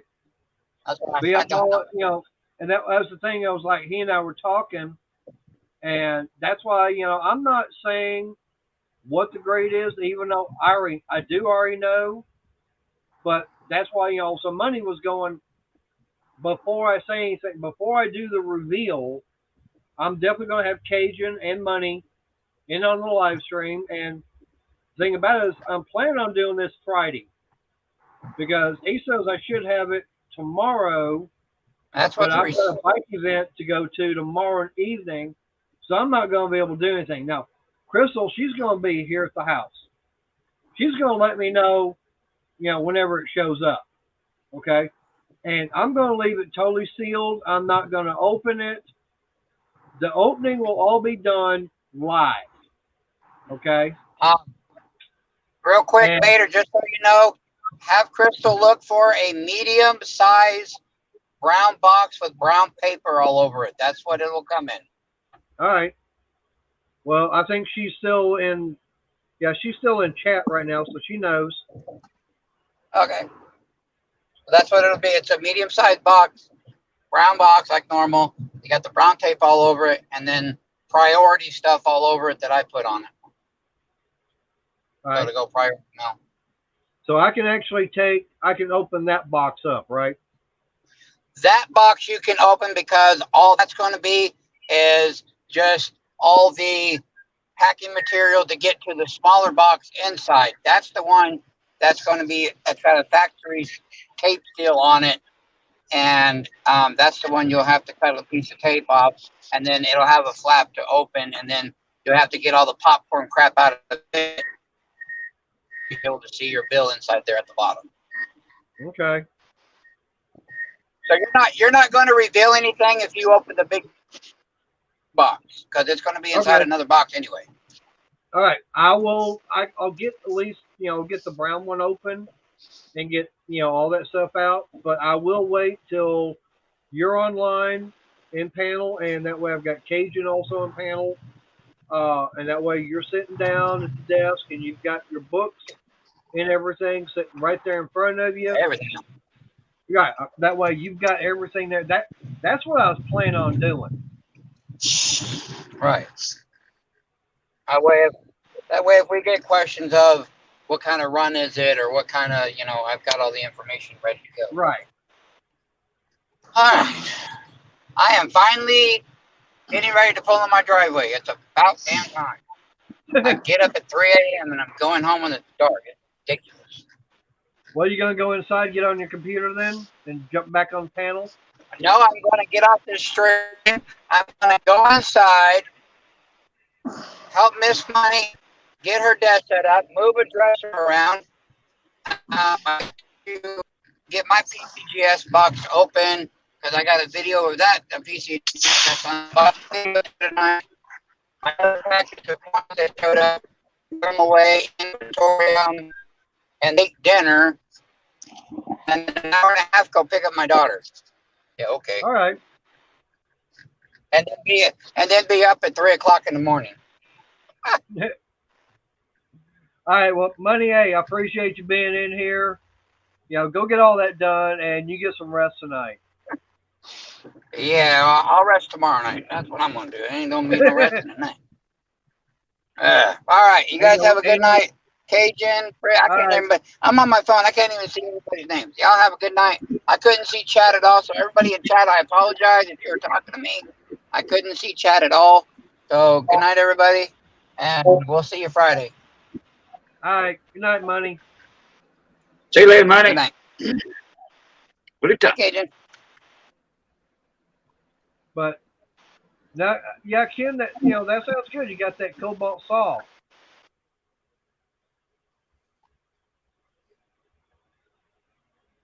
That's gonna be some of the things that I'm gonna be looking at getting.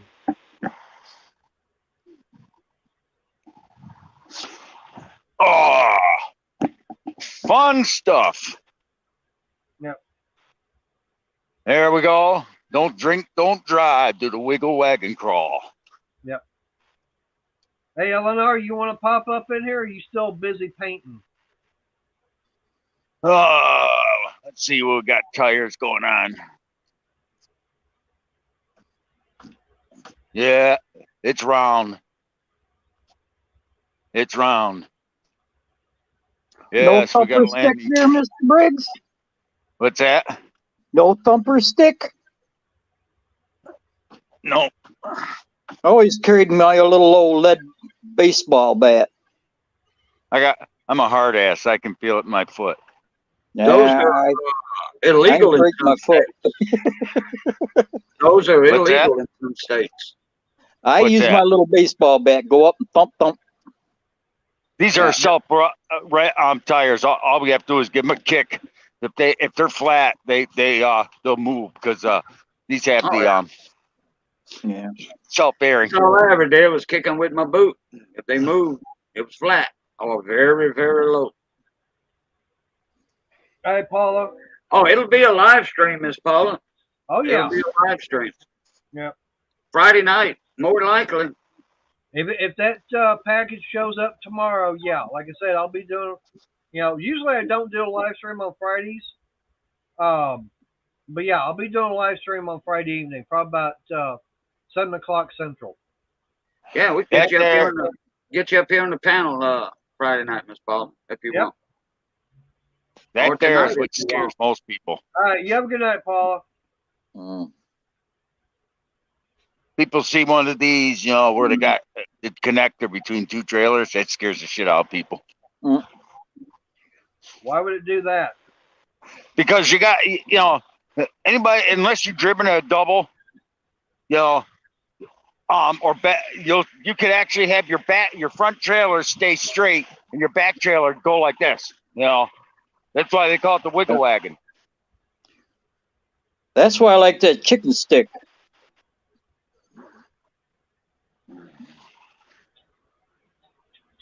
We had a 9-foot spread between the lead and the pup.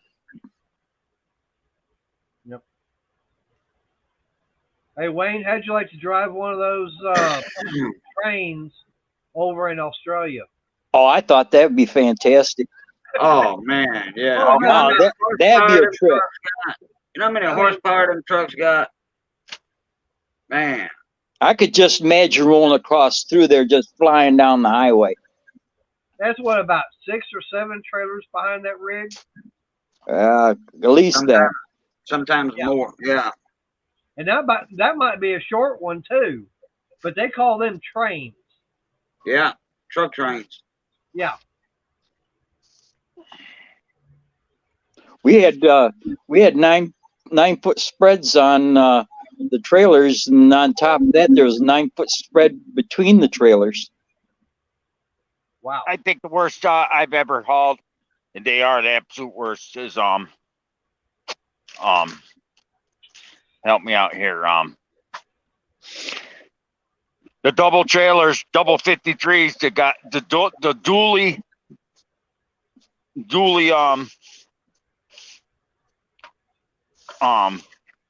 dollies, the one with double axle dollies. Oh yeah. That'll give you a workout. Yep.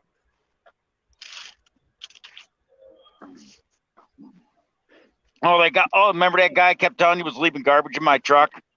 That I put the garbage on his back wiper blade? He called the cops and tried to have me arrested for vandalizing his truck. Did you ever put that grease in them gloves? Yep. That was the same guy.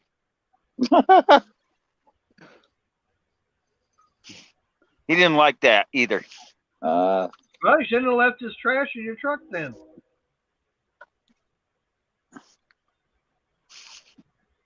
That's You know, kind of some- like work. Yeah, we got one I of the don't- guys who comes in at 1 o'clock. He jumps on the racking machine that I'm at in the morning, and I come in there and I'll find all kinds of things.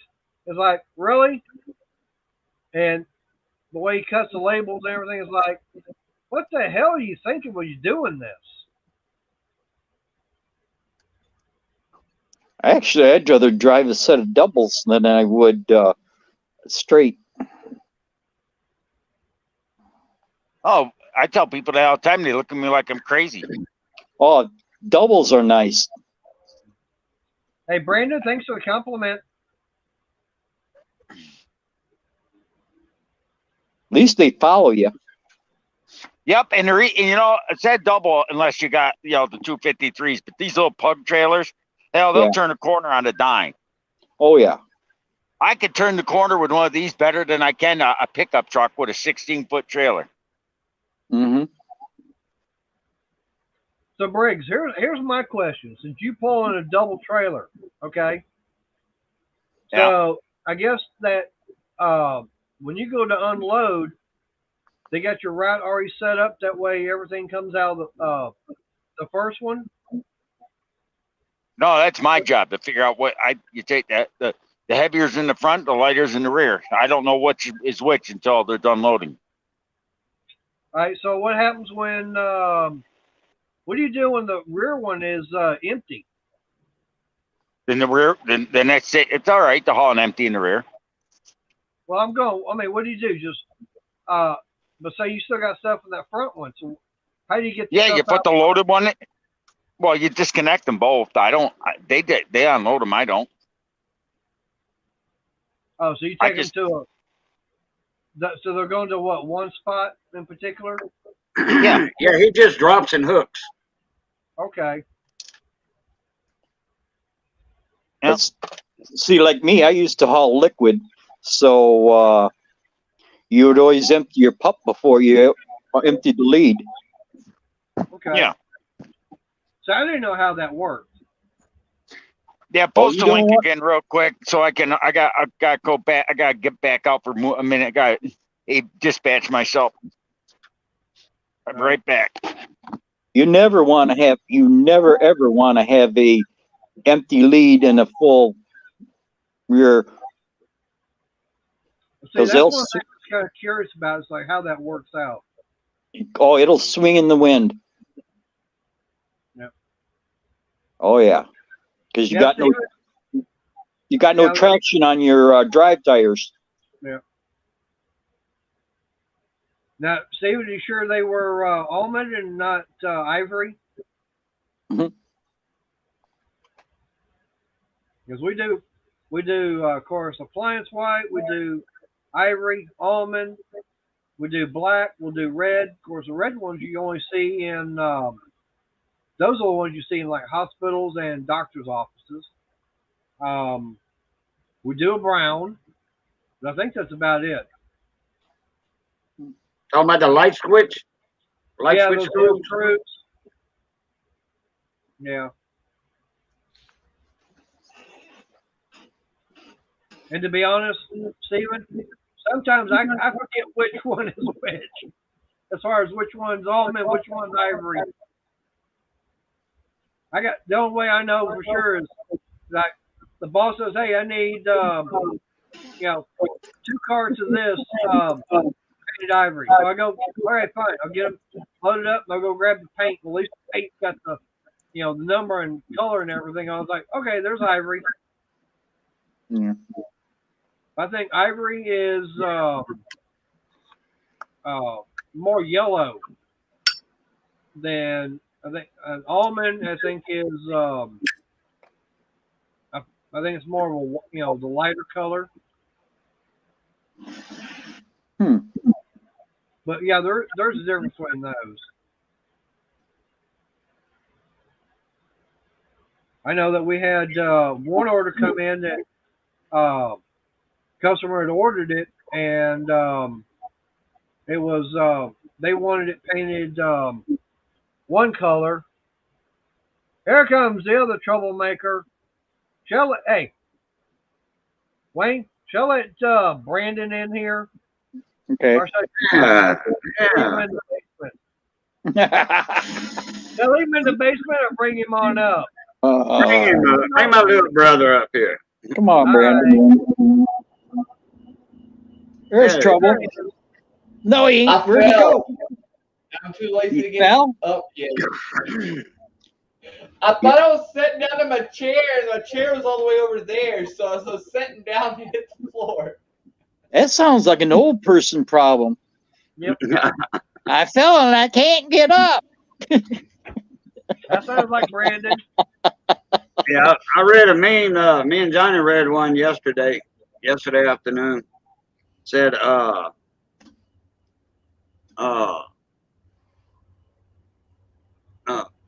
my neighbors in an apartment next to me, they think me and all the noises that me and my wife make when we get up, the neighbors think we're having sex. If they only knew, I'm just moaning and groaning just to get my socks on. Hey, Brandon, so you still trying to burn up that 4-wheeler? Oh no, it runs now. What'd you find out with it? Drive. What'd you find out with it? Oh, I just need the carburetor rebuilt. Oh, okay. You got a good deal on that for 400. Yeah. So Saturday, can I come down and pick up my new tractor you bought me? No. Nope. Oh, you won't have it ready? So Saturday won't be ready for me to pick up? Yeah, you better have the repair bill. I'm looking at another $600-700 in repairing on it. Wow. Hey, Cajun, It'll be a good Brandon's going to give tractor. me the What the heck? he's going to give me the I've been looking for this good wrench the neighbor. whole day. I've been looking for this wrench the whole day, and it was sitting right here in front of me on the workbench. When you got up, you saw it. Yeah. Hey, Brandon, that's usually the way things work. When you're looking for something, you can't find it, and when you ain't looking for it, it'll be right there and slap you right in the face. I was There ready you to go, order Anthony. another one because I can't stand an incomplete set of tools. So I was ready to order a new one, so my set would be complete. I like those little stubby open ends. Yeah, they're nice. I've been looking for a good set of stubby wrenches. Somebody was using one the other day. A little stubby ratchet. That was the lawnmower lady. She was working on overhauling a carburetor, and she had a little bitty old short 1/4 inch ratchet about 3.5 inches long. So here's my problem with these guys is with the ratcheting wrenches. They're so thick. Yeah. So it's hard to get them in some places because they're so thick. If they can make them if they can find a way to make them where they ain't so thick. I know that's gonna be hard. Yeah. But I know people that have got it. I've seen people use them, but on their videos. But you look and you keep looking to see what kind they got. And That's when you hard. leave a comment. That's when you leave a comment in the chat or look in their description box on what tools they use. Some people put what tools they use in there for that video. Yeah. Or you leave a comment and say, hey, like lawnmower lady, what brand ratchet that is? I like that little short one. And then that's usually an answer. I can tell you what I got. Mine are gear wrench. My stubbies are gear wrench. Yeah. All my ratchet wrenches are gear wrench. Well, I've got the Tecton long handled. The long narrow. They're thinner than the gear wrench. I've got a set of ratchet wrenches like Brandon got, but they ratchet on each end, and each end's a different size. You know, like quarter, 5/16, you know, etc. And I bought those just for they come in handy on those zero turns and riders where you can't get a socket for the bolts on the shroud. Yeah. Can't get a socket and ratchet in there hardly. So I just zip them off with those ratchet wrenches instead of using a regular open end or box end. I usually use a box. The one I got a set of snap-on that it's a box wrench on one end, and then on the other end it's a ratchet wrench, it's the same size, so you can break them loose and then use the ratchet on them. Right. I use that on suspensions. Oh, okay. I'll be right back. I'm gonna go get me a cup of coffee. So y'all keep All right. it going. I'll be right back. So you ain't putting all that stress on the teeth. ratchet. Right. But I did get I bought one of those new Tecton. They released it early this year or whatever it was. A ratchet, hand ratchet. It's a little 3/8 stubby, but it's got a joint in it, and you can fold it over, and it makes it about 2 inches long. Yeah, it's a flex head. Yeah, it's like a flex head, but it'll fold right over flat, and you can put it right in your palm. It makes it like and that way, it's just a small little job. Right. That works real well. I really like that thing. Especially when you're that way. Once you got something broke loose, you can break something loose with it, and then fold it over, and then you can just quickly ratchet instead of having that swinging the end of that ratchet out there. Right. Yeah, I love my Tecton stuff. I got a set I bought from a Tractor Supply. I think it was for Father's Day or something. Missy said, well, what you want? And so I picked up those ratchet wrenches. And they're not the prettiest thing. They do have a little angle on them, which I like. Mm-hmm. It holds the tools away from the engine shroud, a little bit. Like I said, they're not the prettiest thing. They everything's exposed, just about. The teeth are exposed, and there ain't many teeth on them. But it's not like a fine click. This would be more like a medium click. Yeah. And I picked up this second ratchet a couple months ago to be able to for spark plugs in cars and stuff. It sets that different angle and stuff. It makes it so much handier when you're trying to do spark plugs. Some of those spark plugs in cars. Well, now most of them are coming out with the spark plugs on the top, so it's easier. Like my Jeep Liberty, the spark plugs on top of the engine. Well, not all of them. There's still some newer cars that you gotta get way back in the engine bay. There's some cars that you actually have to take the fender wells off just to get to your spark plugs. Dang. The worst car I ever changed the spark plug on is 1982 Chevy Cavalier. You had to disconnect the motor mount and flop the engine forward and take the radiator out and flop the engine forward to change the back spark plugs. You have to take the radiator out? It wasn't clear enough to take out the spark plugs, so we took the radiator out. Wow, the Cadillac, I think it was Cadillac. Which one came out with that North Star engine? Cadillac? Cadillac, yeah. Cadillac. Yeah. All right. With those, the V8, and it's a front wheel drive. You got to unbuckle the back engine bolts and tilt the motor forward like you're talking about, but you didn't have to take the radiator out. And those plugs were good. The Cavalier though was a tiny little car. They made a Cavalier one year with the coupe, like the hatchback, and put 5 speed in that. They used to Ford. You had the Mercury Cougars, and on the last plug on the V8 on the passenger side, it was a mess. There was only like a couple inches.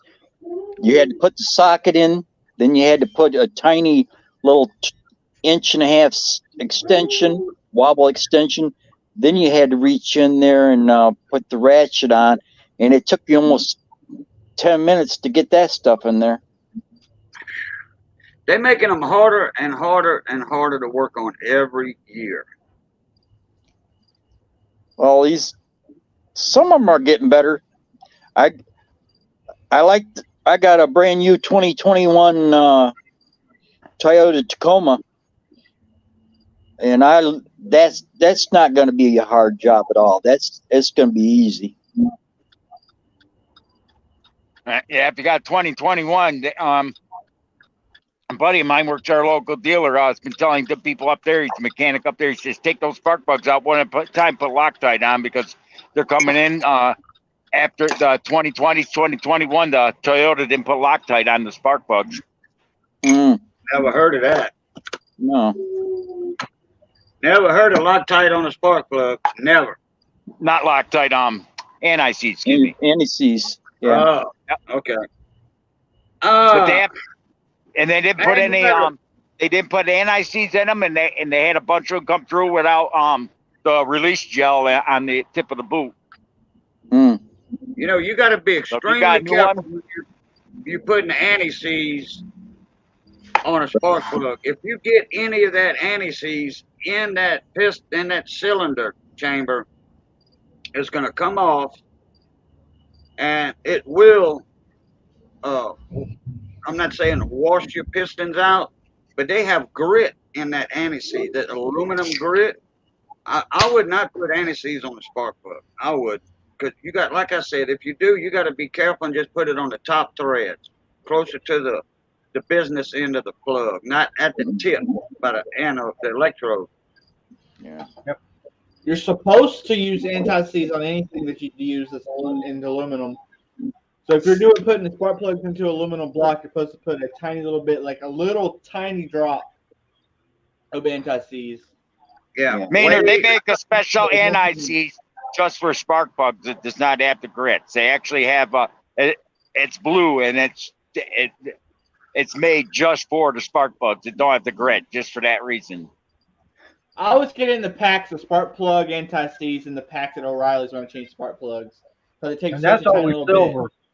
Yeah. And a little bit of that stuff goes a long way. Yeah. You know what I do? The Toyota they weren't putting them on. They you said they were telling people they were trying to bring them in the shop before people picked them up and pulling the plugs out, putting that on, and putting the gel on the end of the boots, or because they couldn't get them out. Yeah. Yep. I take the anti-seize and I squeeze a little bit on a piece of cardboard, and then I take a Q-tip and rub it around the edge of the plug. That way I'm not it's just cleaner. You know, Yep. I don't get nowhere near that, and but I love my Toyota so far. Your fingers get full of that anti-seize, and it's not the easiest thing to get off your finger. Yeah. It's like that. I seen a meme a while back. I wash my hand in gas, you know, after I wash my hands in gas for a lot of stuff. Hey, Cajun, I seen a meme not that long ago. They showed this guy, his whole face and upper part of his body, his hair and everything were all silver. He goes, "Welcome to putting anti-seize on the spark plugs." Wow. No, I went to school with a kid. No kid. This is in 10th grade. This kid wanted to go to school for Halloween dressed as a Tin Man. So he took his father's anti-seize jug and rubbed it all over his arms, his face, his hands, everything, and just wore. It took a pair of pants and spray painted the pants silver, and he went in with no shirt on to school and called himself the Tin Man. And he shaved his head bald and put it on top of his head. It took him. He had to take a bath and carburetor cleaner, they said, to get that crap off of him. He still didn't get it off.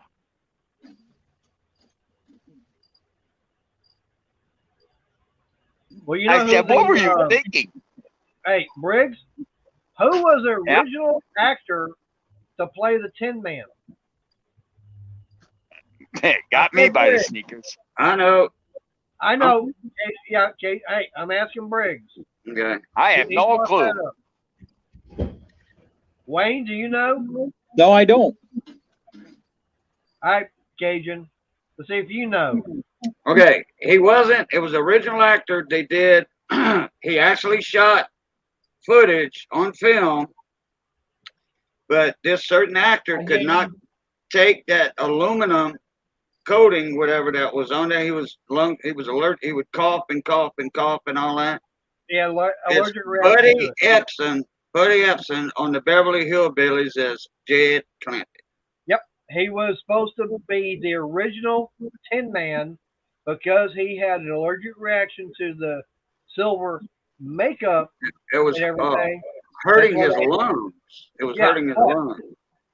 But yeah, because of that, and yeah, they did start filming him. There is some film footage of him out Yep. there as a Tin Man, but Yep. because he had allergic reaction to that makeup, they had to find somebody else. They had to redo the whole first part of Wizard of Oz. Yep, they had to reshoot everything. Yeah, every scene that he was in. Yeah. What's up, Princess Yeah. Jamie? The guy that played on Smokey and the Bandit, Junior, he was Tarzan. Yep.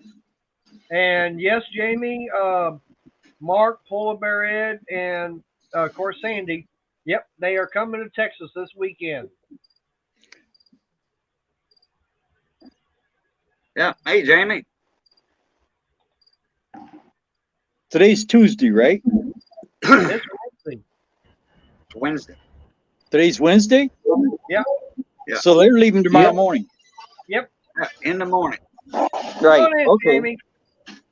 5 o'clock, something like that, I think. I forget what time. That's why. Yeah, Yeah, that's 5 why o'clock Ed in the didn't- morning, it said. That's why Ed didn't come up early as he was packing, and then Mark was getting home, and Sandy was saying she's just about packed, waiting on Mark to get back so they can get a couple hours of shut eye. Yep. That's hard on a person because I used to do that. I'd come in off the road and then pull in the driveway and try to lay down, take a nap. I ended up just walking out and got in my vehicle and went on vacation because I Yeah. couldn't sleep anyway, and then turn around, drive 600-700 miles. Can't Yeah. do that today, but I used to. Hey, Jamie, come on up. We need to talk.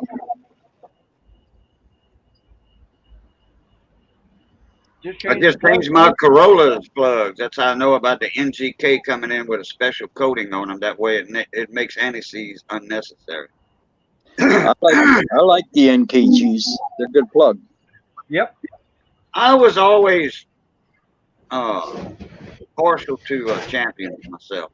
I used either AC or Yeah, AC Or- Delta for Ford. yep, the ACs, Autolites, and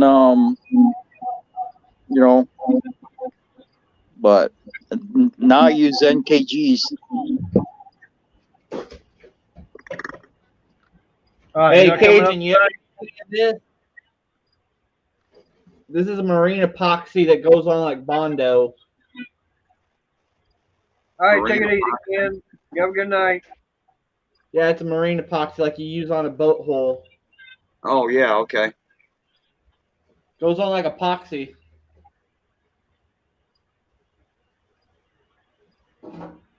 How much work time? Yeah, that's a 2-part, right? Yeah, How much work time you got with it? half an hour.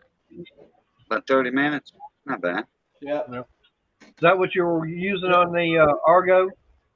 Yeah, I plastic welded the piece back in, and then I put a layer of that marine epoxy as an extra protective layer. That'll work. So no fiberglassing then. No fiberglass. It should be strong Okay. enough. We use it on our kayaks all the time. Okay. So how's that Argo come along, Brandon? Well, I was gonna fabricate the plate for the motors. I put the motor on, but the customer is a welder and he wants to take it and do the motor mount and then bring it back. So let him do the work. Yep. Well, good, Jimmy. You better take videos of that new shop. Oh, she showed pictures and all that of it. Princess I Jamie there got a new shop. Yeah, Yeah, she I didn't moved. see the pictures. I did. I That didn't was, see him. that was on one of my live streams, Mater, when you had already went to bed.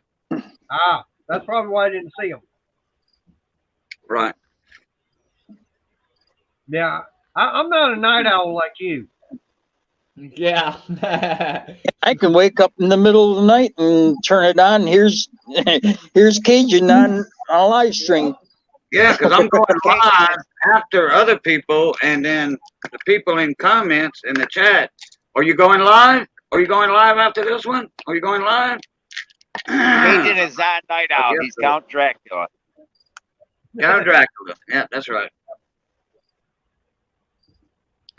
The only difference between me and Dracula, we don't sleep in.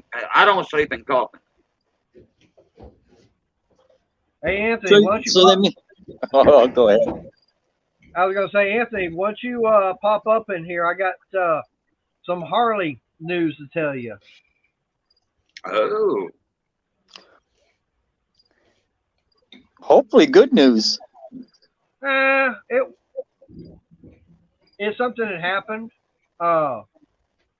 It ain't like what they was talking about a couple years ago, where the new CEO was trying to move some of the more of the manufacturing overseas. What is it? to where? I think they were trying to move it off. They was trying to move a lot of it to India or somewhere like that. Oh, That was boy. a couple years ago. They tried that crap already. Tried to manufacture Harleys overseas. I forget where it was at. China, Japan, something. I forgot where it was, but that really, and the people did not like it. The idea of it. So that kind of. That's the point. Harley's supposed to be American bike. Yeah, that's right. Not more American than a Harley. No, it ain't. Well, the thing about it is with Harley, they're trying to expand to other countries that they haven't been in before. That's the reason that some of the bikes that they've got now are designed more for other countries. Yeah, in India. I mean, like your street bikes and everything, yeah, they're designed for, like they say, the urban environment, more, around in your big cities because they're a small, lightweight, nimble bike. But they were also designed for like being in India, where most of your transportation is small motorcycles. Now, they do have a plant over there where they're made at. I think that's one thing that people might be confusing. The fact is that Harley does have a manufacturing plant over in India. As long as those bikes stay in India. Right, that's the thing. They built a plant over there that are designed for that part of the world. Oh, yeah, keep them over there then. I don't want no bikes built overseas coming back here and calling American. Right, and no, they don't have them like that. Oh, okay. Well, I can get along with that. There's some parts. There are some parts on the Harley Davidson that are Japanese made. Yeah, well, I tell you what, Japan makes good parts. Okay, especially electronic. Well, parts, then because Shimano makes the forks for a lot of the Harleys. Yeah, well, Shimano, they make forks for just about any kind of manufacturer. Yeah, I mean it's. I don't care. It don't matter to me whether somebody drives a Harley or if they drive a Honda or a Yamaha. It don't make a difference. As long as they want to ride, that's all that counts. Right. I mean, I don't have to be a fan of that particular model of a bike or whatever. But, as far as riding, I don't care what they ride. That's their business. They bought what they wanted. Probably the Honda, Mark. like the little Honda 50 Expresses. They make the bigger ones, like the 175s and the 100s. They're not a big bike. They're a street legal bike. Right. And you see a lot of those in movies and stuff. But you see a lot of the 50 Expresses in movies too. Yeah. The But Honda. that's one thing about with Harley. I mean, yeah, they're gonna they do get parts from all over the world, Mhm. and like what Anthony was saying, yeah, the front's from Japan, the brakes are from Italy, the frame's USA, and yeah, I am upset. The fact is that the Kansas plant did close because that is where they built the dynos, and that's one thing I am pissed off about with Harley is that they decided to get rid of the Dyna lineup, and Well, they don't have the Donna class no more. No, they don't make any dynos. They haven't made them in 3 years. I think 2017 was the last year you could buy a dyno. And Well, what I'm they not- wanted doing is they took some of the models and shifted them over to a soft tail. And then the other models they just did away with, like the Wide Glide. The Dyno Wide Glide, it's gone. 2017 was the last year you could buy one. Hey, What's up, Jamie? Oh, she's in the shop. Ah, now I get a preview of the shop. Yeah. Hey, Renegade. What's up, Renegade? Now I can't see the chat. I have my phone. That's all right. We'll remind you when somebody comes in. Yep. Yeah, I'm in here. So how you like that shop? I need my toolbox here next. Which one? My Snappy. Ah. Yeah, but how many? I was gonna say, how many toolboxes have you got though? 2. I got my roll cart and I got a big tool. I'll get that up here too. Oh, your audio's breaking up some. Yeah, you need a Wi-Fi booster in there or something, or a Wi-Fi booster somewhere. it sounds like it's losing connection. Yeah. There's, Video's there's- okay. Video's excellent. there's no Wi-Fi. Oh, you on your data on your phone, Yeah, there's no Yeah. Wi-Fi. Metal mean- building is not. and gonna you work are with in a that. metal building too. That's probably why. They're gonna go to the Yeah. barn. Yeah, I can open the door. Actually, I probably should because it's really hot in here. Yeah. I don't think you with opening the door will help you any. Well, If you stand by the door, it might. You know. here. Yeah, you might get a little bit better. 'Cause like I said, video's excellent. I got full bars, like 30 meg download. I don't know what's going on. It sounds like it's Hold like a Hold on.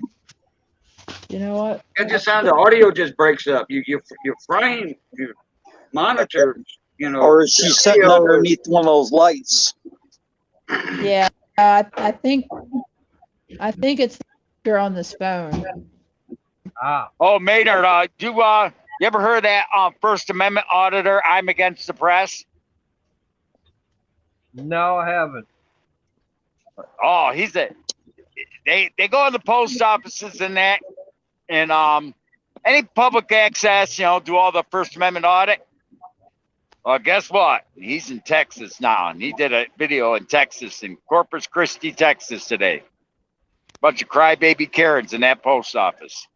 I wouldn't doubt it. They're all over. Oh yeah, they're everywhere. That's your Jeep? Nice to have. It's undercover. Right. Yeah. All right, Jamie. So we got to figure out how There's we're the going to be able to do this weekend meetup with Mark, Sandy, and Ed. Like I made. Oh, your skid plate. Yeah, made it out of scrap metal. All right. So how are we going to do this weekend? Because I'm still trying to figure out how to get everything done as far as where we're going to meet up. because I know they're going to be they're going to go see Bocce, which is she's down in New Waverly. Brandon said that he doesn't think he's going to be able to make it. They might pop in on him Saturday. I don't know. Well, I We're can't still- travel. It's not that I don't have the time. I just can't travel. I just don't have a way to get there. So, Hey, Brandon, I can pick you up. Okay. well, I can pick Brandon up because we'd be going past him. I can, Yeah, or I I'm can pick basically Brandon up. halfway between. Don't matter. I'll take my truck because this thing, I might be able to throw this thing together tomorrow, but I'm not counting on it. The parts aren't getting here until tomorrow. I can actually drive. I got like 4 different projects going on this. I'm not gonna finish until Sunday, Monday, or it's like safe. All right. Well, like I said, we're supposed to be doing all this Saturday. I put it. I don't know if you can see it. Well, I gotta find my light. Where's my light? Because I put a hydraulic assist steering ram from a tractor on here. Yeah, and Anthony, that's one thing I was gonna say. I love my 2011 Dyno Y Glide. I was out riding it, Saturday.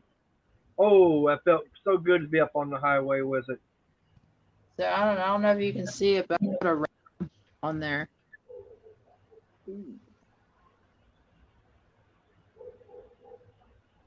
What are we looking at? Let me flip my camera around.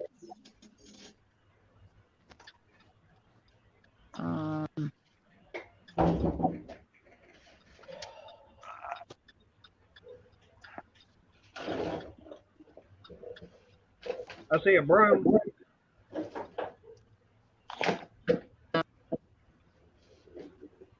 I wish your trike was done, Mater. You could go pick up Brandon the geezer glide. That'd be fun just to pick him up in that, so he could just to see. There you go. You want to call it a geezer glide? There you go. He ain't sitting in my lap. Hey, you got the trunk. Mater. I can strap him to the luggage rack. That's what I'm saying. You got a trunk too. You can put them in the trunk. Yeah. So this Or hey, I can always strap them to the front fender and pretend There you he's go. a roadkill. Strap them to put them in the trunk of the geezer glide. Put a straw paying back there so they can breathe. That's a I can hydraulic. always put the tow hitch on it and get a small trailer. Okay. Oh, that'd be cruel. Nah.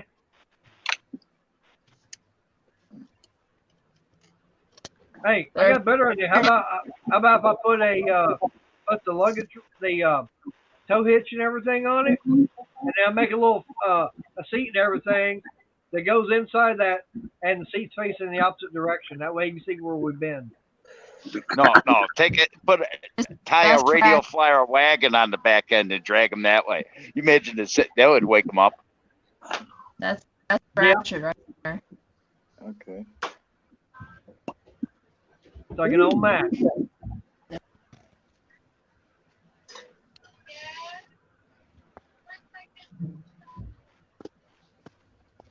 You want to see some axle shaft? That's an axle shaft. Yep.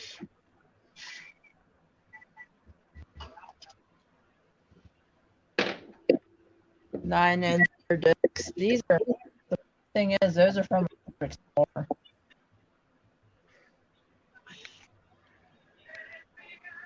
Hey, Lorna. How you doing, love? Hey, Miss Lorna.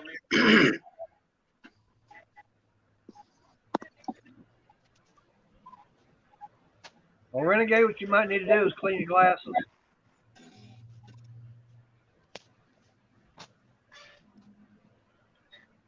Yeah, but Jamie, like I said, we need to, now that'd be perfect if you can go and pick up Brandon.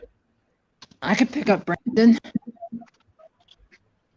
The shop, my shop is only an hour away. hour and a half away.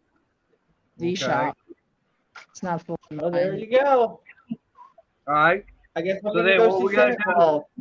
Right. So then what we got to do is figure out everything else as far as getting with Mark, Sandy, and Ed. My only problem is, I got a lot of work. yeah. Oh, see, now my only problem is that someone else is wanting to throw a You wrench got in 3 the of them in there? and that's we got our meeting that's going to be Sunday. But we got one of our secretary treasurer. He lives in Canyon Lake. He's That's where supposed to I'm be at. in the. That's well, where he's I'm at. supposed to be coming up. Right. Well, he like I said, he's supposed to be coming up Saturday, and he's supposed to be having one of the guys in the club supposed to be meeting him, and basically going somewhere else. You know, I'm heading in. up this way. I'm in Canyon Lake right now. Well, you're down there where Ox is. Yeah. Is he part of the VFW? No, it's as far as talking about the ministry. Yeah. No, it's Matthew 7:7. Well, there's a lot of motorcycles here. I got a lot of work. I got some work to do, as you can Right. see. Saturday I'll be fine. I can drive up, pick Brandon up, and we can go to meet, whatever. I'll just take the truck because thing's not going to be fully ready. Yeah, because New Waverly, that's it's still south of him. And like I said, for me, Crystal and I, we're going south. Where? I got to drop that engine off to him. So I mean, I could very easily pick him up, be able to drop that engine off, and then we could go on south. You're not getting my tractor, Mater. So where are we meeting? I'm here soon. Hey, Brandon, I'm talking about dropping off the 212. I know, but I'm teasing you because you keep asking about my tractor. Well, you said you ain't got my tractor ready yet. I told you it needs about $600 more in parts. Where did you say we're going? Or where are we meeting exactly? If I pick it up, are we heading up to your place? Or? No, we're supposed to be meeting over at Bocce's. Where's that? It's somewhere in New Waverly. I don't know. All right. I mean, So Mark, Sandy, and Ed, they still haven't even. They haven't even got everything planned out yet. just They don't even know. Just keep me in the loop. I'm sure you'll text me close to the time. I can do that. I've got your number. I'll bring my truck because this thing behind me, there's no way, like safely wise. Maybe if I get the part tomorrow, then I could safely put it out on Friday, and then I could probably drive it up on Saturday if I do a good shakedown run. Right. But I still have the carrier out, I still have the ring gear out, I have the pinion support, I have all the whole freaking thing apart. Hey, I know you can get it done. You know you can get it done. I'll Can't wait you, Brandon? We all know you can get it done. on a 20. No, that's cool. We got faith in you. But I'll take my truck now.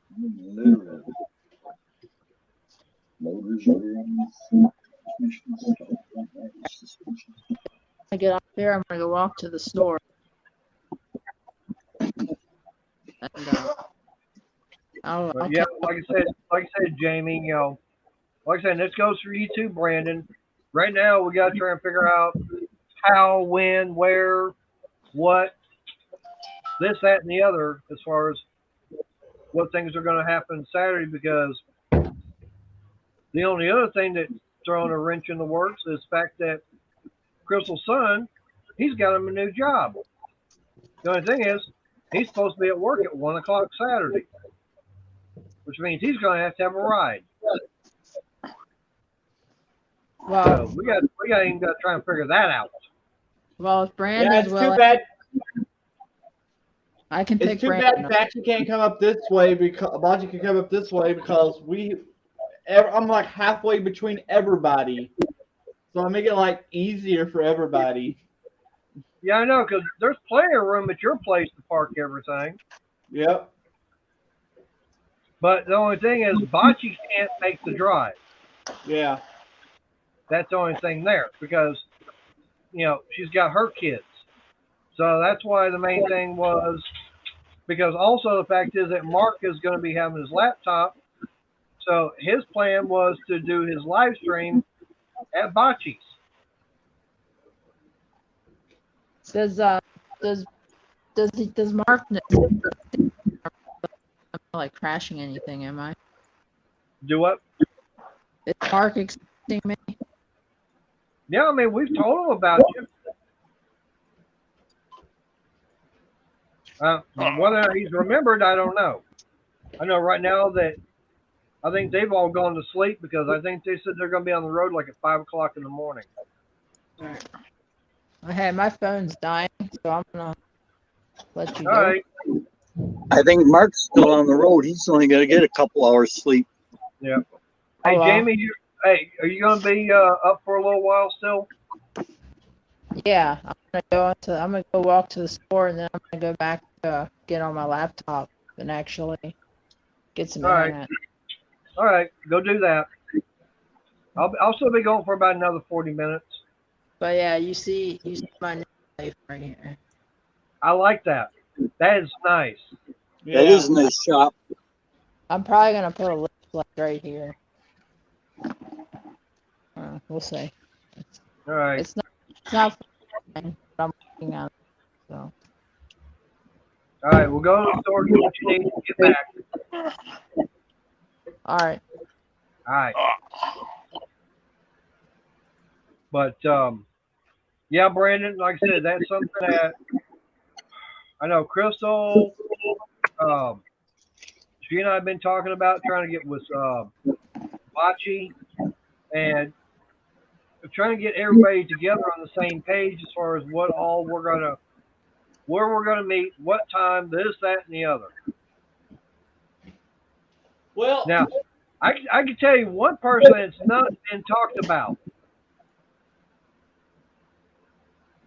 who's that? Who's the only other person here in Texas besides Ray that does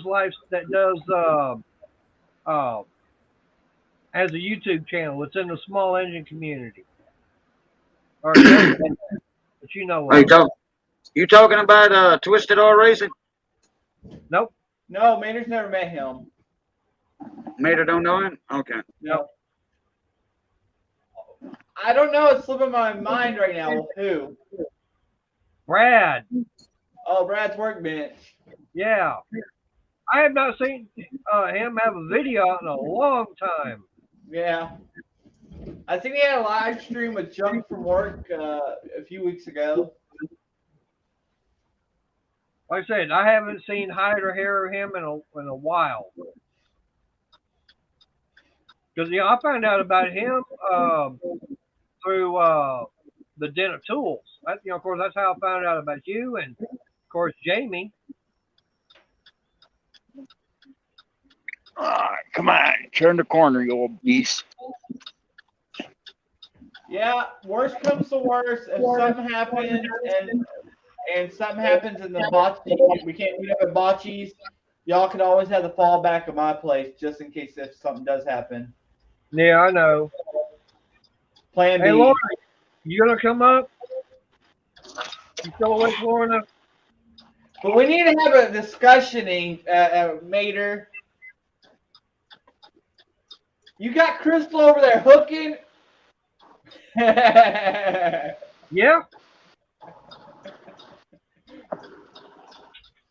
Yeah, she's in the bedroom hooking. Whoa. Hey, knowing her, she'll probably have me hooking also. Oh, God. Oh, I'm no. sure there's some guy out there that would like you, Mater. Hey, you never know. I might be naughty also. Oh. Too much info. Yeah. Well, hey, between the two of us, I might be naughty. She might be the hooker. I can't picture that at all. It's the old English definition of knitting and crocheting. Yeah, Right. I know. I still Right. can't picture you hooking and crocheting, though. Well, hooking and crocheting is the same thing. You know what I'm saying? I can't picture you doing it. Why not? There's guys out there that crochet. Hey, I does crocheted. yours look- My grandmother had me crocheting when I was 10. That's the last time I did it. Hey, Mater, does your hooking look like fishnets? I don't know. I haven't even tried yet. Well, I bet you he wears fishnets when he's hooking. Uh, Like I said, I haven't tried it yet. uh, So I tell you what, that making gill nets, fish nets from a ball of string, okay, from a ball of string, that's an art in itself right there. Yeah. Making gill nets. Oh yeah, I've done it. hey, I've done and it. I'll And tell all you it takes is a ball of string and a stick, a piece of wood a certain size, but you have to keep track of the count on every section. Then you undo that, you start it again, and you got a net. Yep, and like Crystal says, that's what I was going to say. Yep, and there went Cajun's hooker. What the Yeah. hell? What the hell Behind are him. you doing, women? You got him out hooking? What's wrong with you all? Now, No, What you Missy, saying? my hooker just passed by. Missy, she's hooking right now. She's making a blanket for a benefit on the 30th. Hey, get your head out of the gutter there, Brandon. They're not talking that kind of hooking. I know, but I always make the joke. Like one time we was on here and Crystal was crocheting while drinking a Coca-Cola. She was hooking and doing coke. Yeah. like, yep, she's done that. What dirty words? Nobody said any dirty words. Yeah, I haven't even But- said a dirty word. We're saying hooking.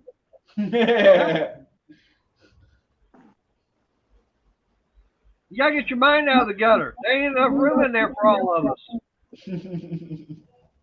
I ain't saying nothing dirty. I wasn't thinking anything else. No, but one was, hey, Jungle Bob is in the chat. Jungle Bob. Can't blame Mr. Briggs on that. I wasn't thinking dirty. Hey, Brandon, did you get that email from me? When?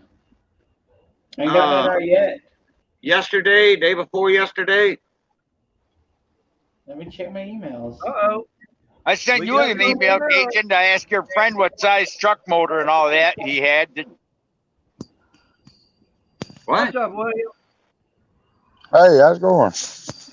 Pretty What's up, good. Bob? We're talking about being a hooker on coke. I'm having trouble about my audio. I'm trying to figure out what that shit. Oh, we can hear you. Okay, now it's coming back, and now I couldn't hear y'all. Oh, Okay, now that's better. I guess it took a little while to come in. How's everybody doing? Pretty good. Yep. Well, So yeah, so she's hooking while on coke.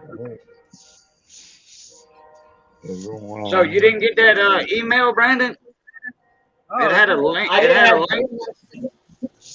link. I'm checking my other emails right now on my computer.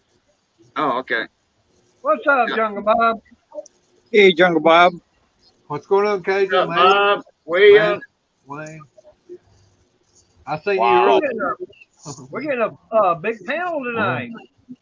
David Carlisle. Yeah. How's it going?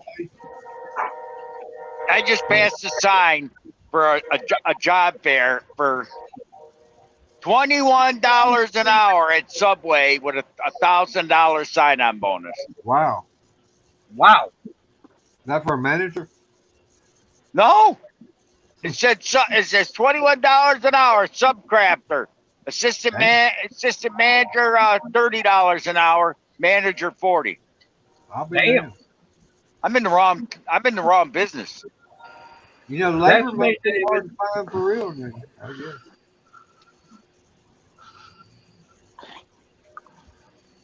Yeah. Did you say Subway? Subway, Subway, stale. Yeah. Dang. Yeah, That's why this.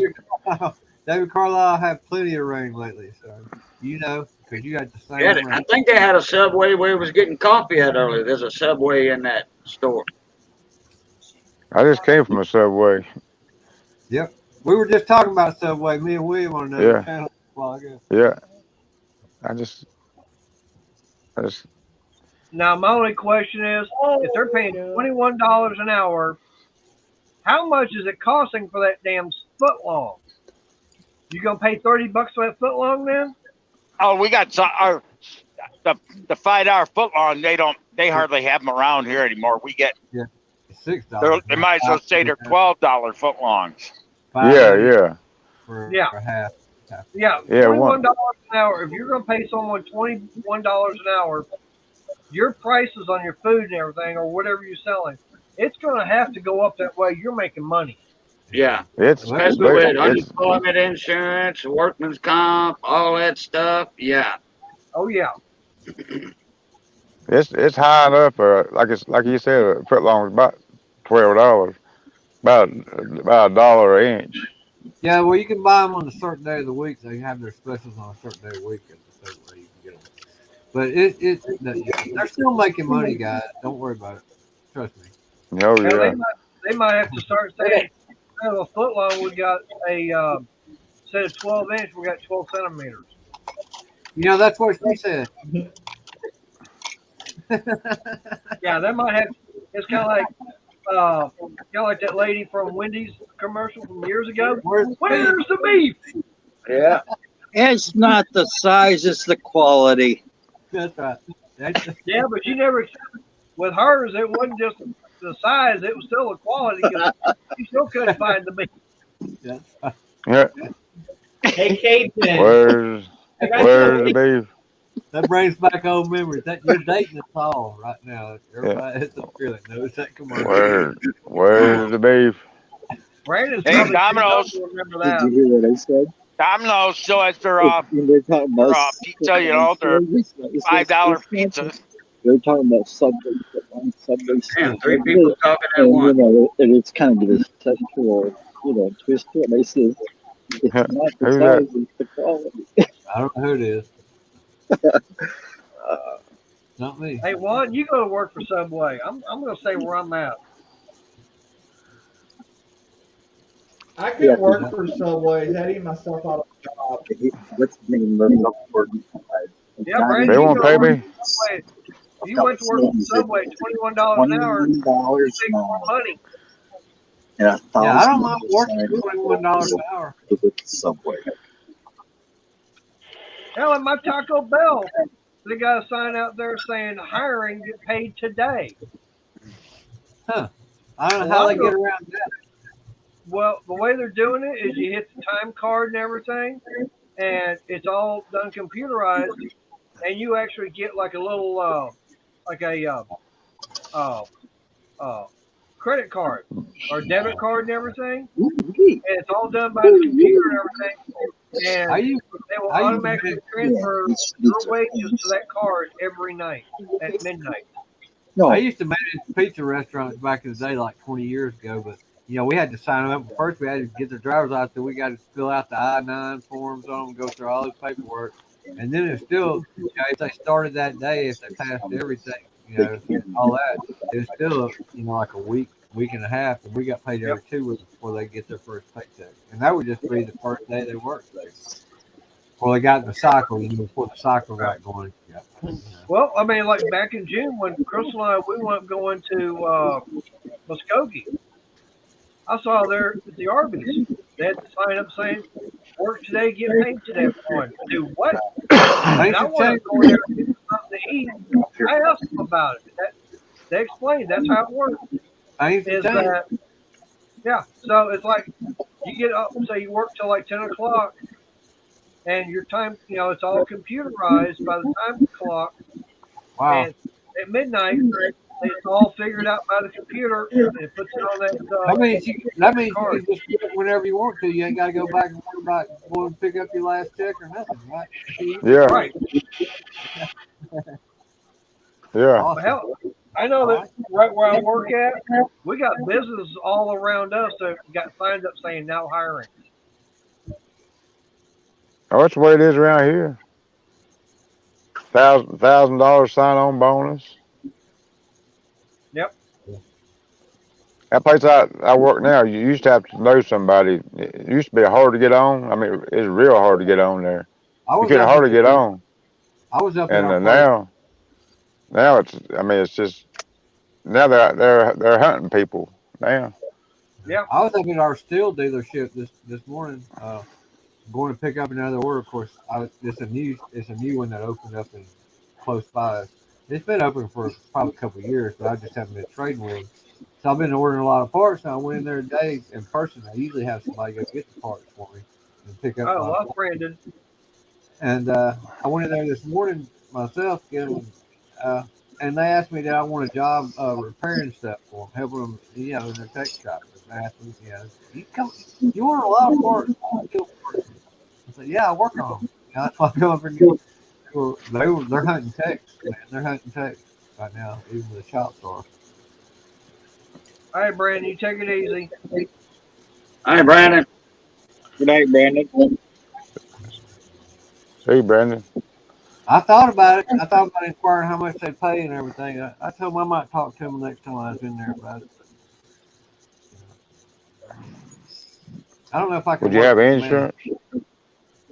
Yeah, probably after a while. But Get insurance. what I was thinking about, I was just thinking about maybe I might do it for a year and get my certifications, all the certifications for steel, and I'll learn a little bit more, and then I can get steal all those parts cycles and stuff. Down Yeah, yeah. That'd help having that certification. Yeah, that'd be nice. But I I mean, might. I say I think I'll probably get to like it too much, and I'll work there full time, and then I would never. That means I have to get up and go somewhere every day, yeah, automatically. Yeah, you got that short trip to work right now. Yep. What? And I can Open up close the whenever I want garage door and that's it. to. Yeah. And I can close whenever I want to. Yeah, if you feel like sleeping in, you can, and you don't have your boss won't be getting mad at you if you're late Well, to if work. things get well, it's nice to know though. If things get tough, I've always got somewhere I can go. That's a good thing. I'm not. I don't want to burn that bridge. I don't want to be rude about it or nothing. That way, if in case my business was to go downhill or fail or something, at least Right. I can go work for somebody else. That's always a good thing. Always, that's something you always need is a good backup. That's what I'm thinking. I want to see how much business they can see. I don't know what kind of business they got. As far as stuff goes in and out. You never know. Yeah. They've been up Yeah, there for, they've been up there for about 2 years now, and if they got a steel dealership on their name, and they're still going. They probably got some. that's one of the things that like I say, I like about with my job is the fact that we've got business. Like, I mean, when the owner is having to turn away work because it's too big and we're that far behind. Yeah. So I mean, I, I know for a fact that right now we've got uh, two two guys working on that 10.5 million order. Well, We're still working on that one. that's a good sign later. Like when you haven't turned down work because you're too far out. But I know shops that ain't worth the crap that are turning down work because they're so far out. Right. They're still doing shitty work. That's another thing. I don't want to work for a crappy shop either. Yeah. I mean, like I said, for us, we've got uh, we've got big companies that you know that send stuff to us. I Yeah, can't, I'm sure wouldn't yours be is right for me to reputable. I say. know yours. I know yours is reputable. I'm just. Oh yeah. I mean, like I said, like for those light switch and outlet screws. I mean, like I said, we're sending. I think right now we're up to like 7 pallets a week. Wow, We're that's sending out. amazing. That's amazing, isn't it? Yeah, I What'd bet you that's say? one heck of a setup in that shop. The way the screws go in, just exposing the heads, painting that. I don't know what loads the screws and those holes and stuff, but it's got to be an awesome setup. I know, By man. hand, Yep. one by one. Almost. Wait, is that what you do, You must Taylor? pour them out and then kind of rub them, and they all fall in the holes just right. Well, that's why I'm always Yeah, saying, well, we've got a you racking got to put a machine. chair around it. That's how we do it. And for me, I always say, hey, I'm just screwing around with my 5-foot variable speed vibrator. Oh, there you go.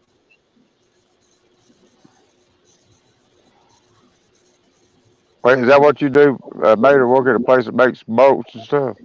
No, we do the spray painting on different types of fasteners. It could be Oh, screws, okay. nuts, bolts, rivets, washers, nuts. Um, it could be anything that the customer needs painted and whatever color. And right now, uh, our 3 main colors are, of course, going to be white, black, and what we call appliance white, which is it's a different shade of white than the regular white on screws, but it's the one that you'll see like for your switch plates and outlet covers. Yeah, something like a cottage white. Yeah. Yeah, but I mean, like I said, it's a different shade. Yeah. I mean, and you would not believe how many different shades of white there are. Oh, yeah. I I mean, know. we've got I know we got appliance white, we got our regular white, we've got the dull, we got flat white, we got a gloss white, we got an 80-degree white, we got a 30-degree white, we got an Arctic white, we got motorhome white. Um, Trailer park there's white. there's probably about 20 or 25 different shades of white alone, Dang. and then brown, that's almost the same way. I mean, we've got different shades of brown, different shades of green. I mean, think about it. Go into uh, a place that you go and buy house paint. And if you actually think about it, look on that wall. Look how Oh, big yeah. and different shades of the different colors that are on Yeah. that. Yeah. I mean, that's basically, I mean, they'll tell you basically like what we have to deal with. We have Dang. we've got all kinds of different colors. I mean, Mm. when it comes to the greens, I mean, we got forest green, we got ivy green, um, we've got Teal. Harbor green. we got wasabi green. Yeah, we actually do have wasabi green. Well, and that's Dang. one of those that you see it painted, it's like, oh, I don't want to see that. Yeah. That's one of those Wasabi. ones. Yeah. That's sushi green. Yeah. Um, I mean, like today, we had a repaint order, and um, think it was beaver brown, and it was supposed to be musket brown. Beaver brown. So I mean, it's still brown, but it's just a different shade of brown. I mean, we've even got a royal brown. It's got a little bit of red to it. Who's back? Where'd all that feedback come from? Somebody. Background noise or something. There Maybe it You goes. hear Briggs. it? It's gone now. Yeah, might have been Okay. Ginger. We we might No, I think actually it's have Cajun. Barbie Pink. It might be there. Barbie pink. Hey, Renegade, appreciate you being here. You take it easy. Yeah, one. But yeah, like I said, when it comes to different colors, I mean, we actually have one. It's called Napa Reflex Blue. Uh, I mean, it's a nice shade of blue. I like it. Oh, I Napa mean, blue, like the Napa sign. yep. It's like what's on Chase Elliott's car in his Yep. Napa spot. And we even have a Chevron blue. My father Now, took 3 different colors of blue one time. He had a quart of one, a half a gallon of another, and a pint of another. And he went to paint up his old truck, and he just didn't have enough of all the colors, so he mixed them all the color. That was a cool blue paint. Yep. Problem is, he could never he could never redo it because you didn't have the mixture. One of a Nope. kind. One of a Yep. kind. I mean, we've got some. Well- There was a red that I'm going, ooh, that is a nice shade of red. The only problem is, it was paint that was probably about 20 years old that we can't use anymore, and it was I think an acrylic style paint. So like I said, it was paint that we can't use, so it was going bye bye. One We- dude, buddy of mine gave me a gallon, We might have that. of it. Battleship gray lead paint. Believe it or not, that's what I was going to say. We actually do have Battleship Gray. can you And imagine and when it painting comes on the walls? paperwork, it says BS Gray. You I'm can going, You can paint the wall John Deere yellow and put all your face coverings for your switch plates and plugs John Deere green. David Carlisle saying, "How about I'm John not, Deere?" yeah. David, That'd I'm be- not sure we might. I mean, I know we got barn red. You can make your man cave like that, right? The walls the yellow, John Deere yellow, and then the plates green, or vice versa. That'd be Oh yeah, Yeah, I mean, or you trim. Yeah. yeah. Candy apple red. We've got copper. I mean, we've got. I'm trying to remember. There was one shade of black that we've got. I'm going, really? Oh, there's so many different colors out there. It's not funny. Yeah, like I said, you go to any place you go get house paint at, and go look at all the different shades of everything that it's like you go look at the yellows and browns, blues, greens, whites. I mean, that thing's what, about 10 foot in width and probably about 5 foot tall, and you're gonna you pull out one of those little pieces that's got the shades on it. There's probably about 6 or 7 different shades of that one particular color on that one piece of paper. Yeah. And like I said, that's about like what it is for us. And we have, I mean, with us, when we have, like when I go to paint, I got to look on there, and we've got the paint code, and it's like, okay, I got to go find this number here, and it's like, okay, that's a common color, so it's going to be in a 5-gallon bucket. If it's an unusual, it's either going to be in a 1-gallon or Hey, it's amazing though how you can take a piece of something that's got paint on it now. These computerized things, you take them in, Yeah. and you just Yeah. stick it in there. They can stick it in there, and they know exactly what blend of everything, and just spits it out Yeah. of what to put. And they don't even have to do That's that. right. They just put it together and mix it. It's perfect. no. I was you're gonna talking say about that. the color analyzer. Yeah. I was gonna say that about when Briggs talked about his dad or uncle or something, where he mixed all them colors together and painted his truck.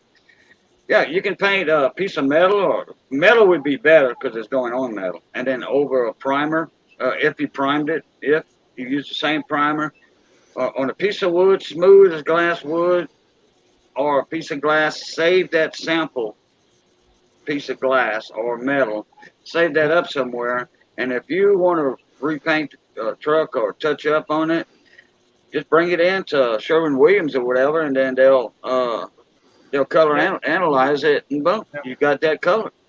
All right, money. I know Oh, a yeah. guy. I know a guy in Houston, Texas. When I was working down there for a few months, we needed this. It was some kind of antique white. I had a guy make the crown molding. It had to match. Okay, the trim, the molding. It was an unusual molding, way back in the day. Way back in the day, and they didn't have that profile anymore. I had a guy cut the knives on his shaper table, and he ran the wood through the raw stock. We had the same exact molding. Now the trick was, let's get the same color. Okay, we brought in a Mm. sample, and this guy looked at it, and he mixed it.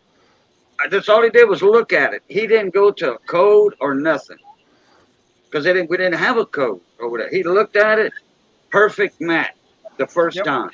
That guy Yeah. was worth his weight Yeah. in gold for figuring out the Oh, color. some of those Yeah. Victorian houses that the crown molding they made out of lath. It's like wow, it's amazing how they did it back then. Yep. Yeah, all by hand. Yeah, all by hand. Handheld stuff. You know, sometimes they had the tractor, the antique tractors with the belt, the belt hub on it, and that ran a planer, a shaper, a joiner, whatever you wanted. Yep. And beside that, then there was the old, way old. Before that, everything was by hand. Hand hand molds they call it. Yep.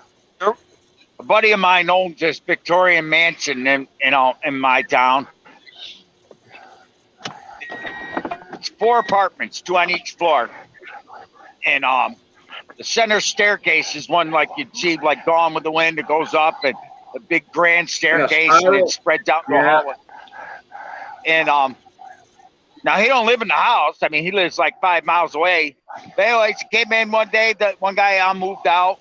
He noticed he was moving out. Said okay, blah blah blah. And the guy rented both upstairs apartments. Each apartment was 2 bedrooms. Well, this guy rented both upstairs bedrooms because he had 4 kids. And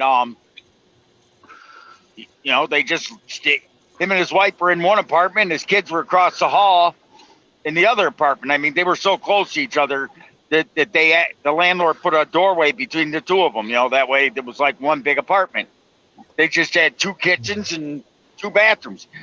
But anyways, the guy moved out. They came in. He thought he said the guy said wanted his deposit back in a hurry, and it was like there was something fishy going on. So he says, "You'll get your deposit back when I inspect the apartment. Make sure there's no damage." Walked into the building. The guy painted every wall black, and all the natural black walnut wood, he painted it with oil-based paint white. Oh. Oh, He painted man. He painted this grand staircase, the railing white, and the treads battleship gray all the way up. Oh. Oh, you know how much it costs to strip all that off and get down to the original wood? Yeah, I'd be going, no deposit back. No, you owe me. I don't owe you. You owe me 10 grand. Yeah, no shit. Well, the guy was a doctor. He ended up, he took him to court, and he called in a professional company to strip it. It has to be done by historic. They can't use sand. They can't sand it. They can't use chemical strippers. They gotta use organic strippers because they ruin the wood. Well, that's gonna take. And black walnut, it was never painted before. And the problem being it never painted, and he used oil-based paint, it soaked right into the wood. So, Good. Yeah. anyways, it came to $37,000 is what they wanted to restore that wood back. But, Wow. Because you're gonna have to sand off the lake at least, right? It's gotta be. Well, the thing about it, you ain't gonna be able to sand that. I mean, like you were saying. Now you're gonna have to take Historical. off the top layer with sanding it even because you can't get that color out of there. If it's just oil based, it's soaked in. You have to sand it to get to the original wood. They got historical homes in the historical district in Lake Charles. All the hardwood floors me and my cousin used to do in Lake Charles. Yeah, we'd sand all that. We had them big commercial sanders, you know, big $4,000 or $5,000 sanders, you know, and then the smaller sandals to get in the corners and everything. Yeah, we was allowed to sand to restore the wood.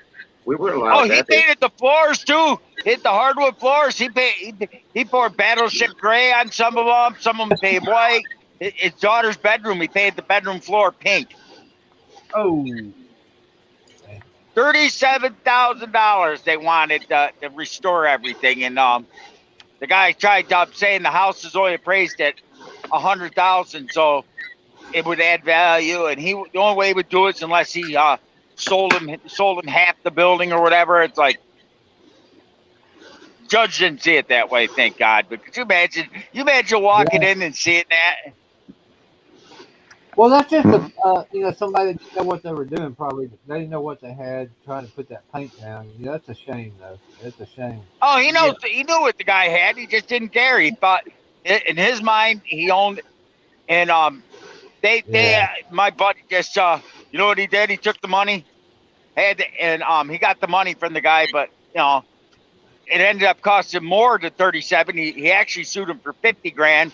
And the guy didn't understand why it was worth 50. He said because they told him it was going to take a year and a half to sand all that down. Not sand it, strip all that down.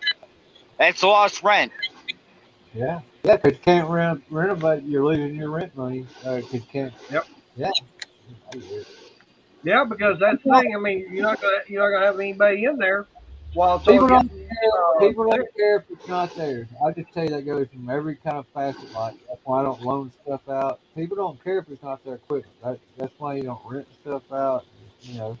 If you start renting houses out, you gotta figure out you're gonna have to maintain that because people are gonna tear it up. So every time it turns over, you're gonna have to redo it just about. That's just, What's up, nuts and bolts? Hey, nuts and bolts.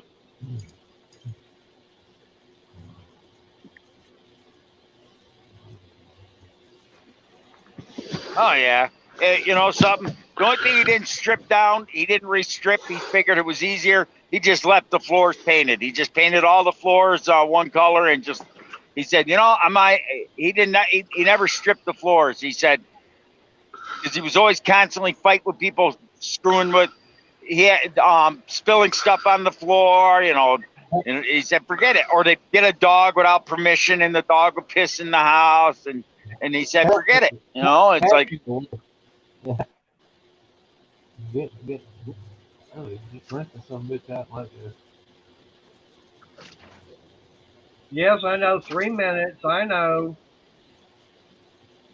Oh, you gotta get off at 10. I couldn't even imagine what it would take. Yeah, it's supposed to be getting it shut down here at 10 o'clock. Oh, okay. Money Maniacs wanted to show us something. Yeah, I know. He had to leave, so that's why I'm, waiting. I want to see what he Box had. of money. No kidding. No, an entire $100 box of $1,000 bills. There we go. Yeah, he saved me back. He just went to pick up Kiki. He went to pick up Kiki, his daughter. Yep.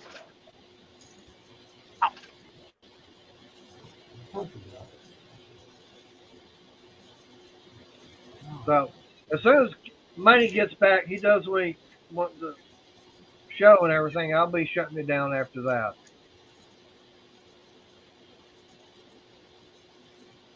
William, he's having a hard time tonight. With his Yeah, darn. Oh, did you buy your water heater today, Gauging? No, we didn't get it yet. There we go. I gotta get the gas lines hooked up, get everything inspected before I get it. I gotta get my plumber's sick. I found out yesterday he doesn't have COVID, but he's been out for about 5 days since Thursday. His wife had it, somebody else had it, and he never caught it. But his dad thinks now that he might have it now. So anyway, when we finished the gas lines, just adding the gas lines, you've got to take a broken one off, put the other one on. Everything has to be 3/4 going to the heater because tankless heaters are 3/4. Tank type heaters, top tank heaters are 1/2 inch. So got to make sure, and we're pretty sure that it's 3/4. So once we get that, and then we pressure test it, and then the city comes out to inspect, to see it, or the plumber signs off on it. Then the city comes out and hooks the meter up to it. That's when I get my tankless heater. Because I don't want to have no surprises. If I go to Lowe's and get one, and I get a surprise, and all of a sudden I have to go with a tank type because my meter is not enough BTUs, which it should be. Most city meters, gas meters, or any gas meters, are rated at almost 300,000 BTUs, 275,000 BTUs. And You can if you can't go with the gas, you can still go with an electric tankless hot water heater. They still make them too. they're more expensive. I mean, to operate. They're cheaper to operate than a tank. Mine's not that expensive. I use electric water heater. But I'm doing away with electric water heater. My stove's gas. I use it's converted to propane though, because I have a propane tank. See, that don't make sense. You said you got to have a meter installed. Well, you must have a gas meter. How else would you run your stove? Off of air? I just said propane. What do you got? Yeah, he's got a propane Yeah, but tank. I got a propane okay. tank. I got a propane tank to run my stove. Well, you might as well convert the stove to gas. I will. I'm gonna convert it back to gas. I converted it from gas to propane. Now I got to convert it back to gas. How we do. Yeah, BTUs, David Carlisle, British thermal units. But anyway, the water heaters that the tankless is going to be 120 to 140,000 BTUs, and one of them's going to be 5 gallons a minute. One of them's going to be 6.5, whichever one I get. Those tankless things are good, man. I've heard good things about them. Oh yeah. Somebody sent me a link. They said, "Hey, who was it? Evil Lenny, Money Maniacs knows him. Anyway, he sent me a link to this plumber out of Texas. They call him the Green Plumber or something, Robert, whatever, the Green Plumber. He's a professional plumber in every aspect. He's coded for every state, anywhere in the United States. He's coded for it. He can go anywhere and do a plumbing job. So anyway, yeah, gas is in cubic feet, David, okay? But we're talking about the amount of BTUs that it can supply, how much it can supply in that. BTU is the amount of heat. Yeah, BTUs is the amount of heat that tank's getting, or that tankless that's how much BTUs that heat that's coming out to heat that water up instantly like that. But now, if say your gas tank powerful enough, can't you just get a tankless one and run that on propane too? It's just like pressure. It's just like pressure, Mr. Bruce. Like your water, like your main. Let's just use the water feed coming in your house, for example. No. My meter, Briggs. My meter's going to be heavy enough. The meter they installed, it's going to have 275,000 at least. I was going to say I've never heard of one that wasn't good enough. Right. Yeah. But see, if he doesn't have enough gas coming to the house to supply that, I think that's what he's worried about. Okay. I'm not worried about the actual BTUs getting to it because it's a short run. Okay, it's not like I don't have a huge house. I have a 2-bedroom house. It's 50 foot long, 50 long, 25 wide. Okay, or 55 long, 25 wide. So, and my gas meter is by my window there, so that eliminates about 12 feet right there. So I only have from the meter to the back of my house, I'm only going to have just say, okay, I'm overrating this. 40 feet. 40 feet. That's plenty There's plenty. I have the capability of getting the pressure. It's not like I'm 100 feet from I the know, meter. but don't they put a pressure valve like coming out of the gas meter? Just like I, you got a pressure valve coming out, but if the supply valve, I don't know. somebody's breathing heavy or something. That's William down there. Oh, okay. Yeah, That's and probably his his dog. breathing is louder than Oh, you. me? Yeah, your breathing is louder than Bob. Huh. I didn't know I was. Somebody's breathing like they were dying. I don't think it's me. Uh, I don't think. Mater's muted. Money's muted. Briggs ain't saying nothing. I never heard it from Briggs. I think it was yours. Do you have one of them headsets like this, where the mic is close to your mouth, right here? Yeah. Okay. I wasn't making it. Yeah, I it was. think it was. Bob said it was you. He said it was on your end. I heard it already when you jumped in last time. like you out of breath or something. You know. Huh. That's what it sounded like. Blowing like a mule, I call it. Yeah. You might have been over breathing hard, but it picks up on those on that mic. Yeah. Well, yeah. Your mic made it sound worse than it is. Put it that way. Sounded like you were in a bind. Well, it sounded like something else, but I can't say that on here. But it sounded like you were having more fun than I am. Put it that way. Yeah. Yeah, you were having fun. Yeah. I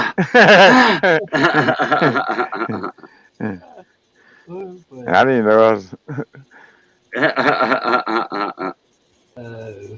Well, at least we got a good laugh out of it. Hey, KJ. Yeah, that's right. When's there gonna be another card game? Huh? When's there gonna be another card game? You know, the high or low. I don't know. We had one last night till 5 in the morning or something. Yeah. About 5 in the morning we had one. Oh, I missed it, man. We had a bunch of them. Wow. Now, we was on there about 3 hours and I missed all together about 3 hours worth of giveaways. Yeah, I was sleeping then. I woke up about 3 in the morning and got my phone and I looked just on there. So heck. Yeah, you talking about last night when we were talking today? Yeah. Yeah. It was after. He was telling me about. Ed Deal Tech guy. He went live. He goes on at 8 o'clock. Yeah. And Johnny Best was here. We eating meatball stew and potato salad. Anyway, me and Johnny was on. Ed the old tech guy. We wasn't on the panel. But everybody in the chat wanted me to. He went out at 10:30 or 11, maybe, or I forgot when he went off. Okay. And I went live. Everybody wanted me to go live. Not everybody, but a few people wanted me to go live. Yeah. And so I went on ahead and went live, and Johnny was here, and then 710 showed up.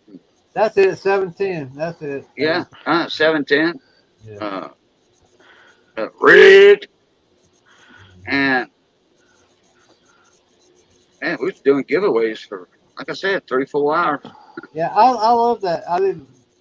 First time I was on there, I didn't know how to play, but I love it. I wish I wouldn't have been able to stay awake last night, but I wish I'd have watched.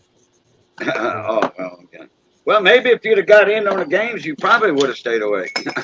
Oh yeah, that would have kept me up. It'd have been giving you something to do, while you. Once you start doing it, you get addicted to it, and you can't go to sleep. Then you're like, Who's that? I want to wake the next game. Who was that man that came on there and had the real deep voice you were talking to? Alden Davis. Alden. Yeah. Real deep. I mean, real deep voice. Yeah, he's got a nice studio, and it's a certain microphones that he uses. He uses a band mic, a Shure mic, for a band.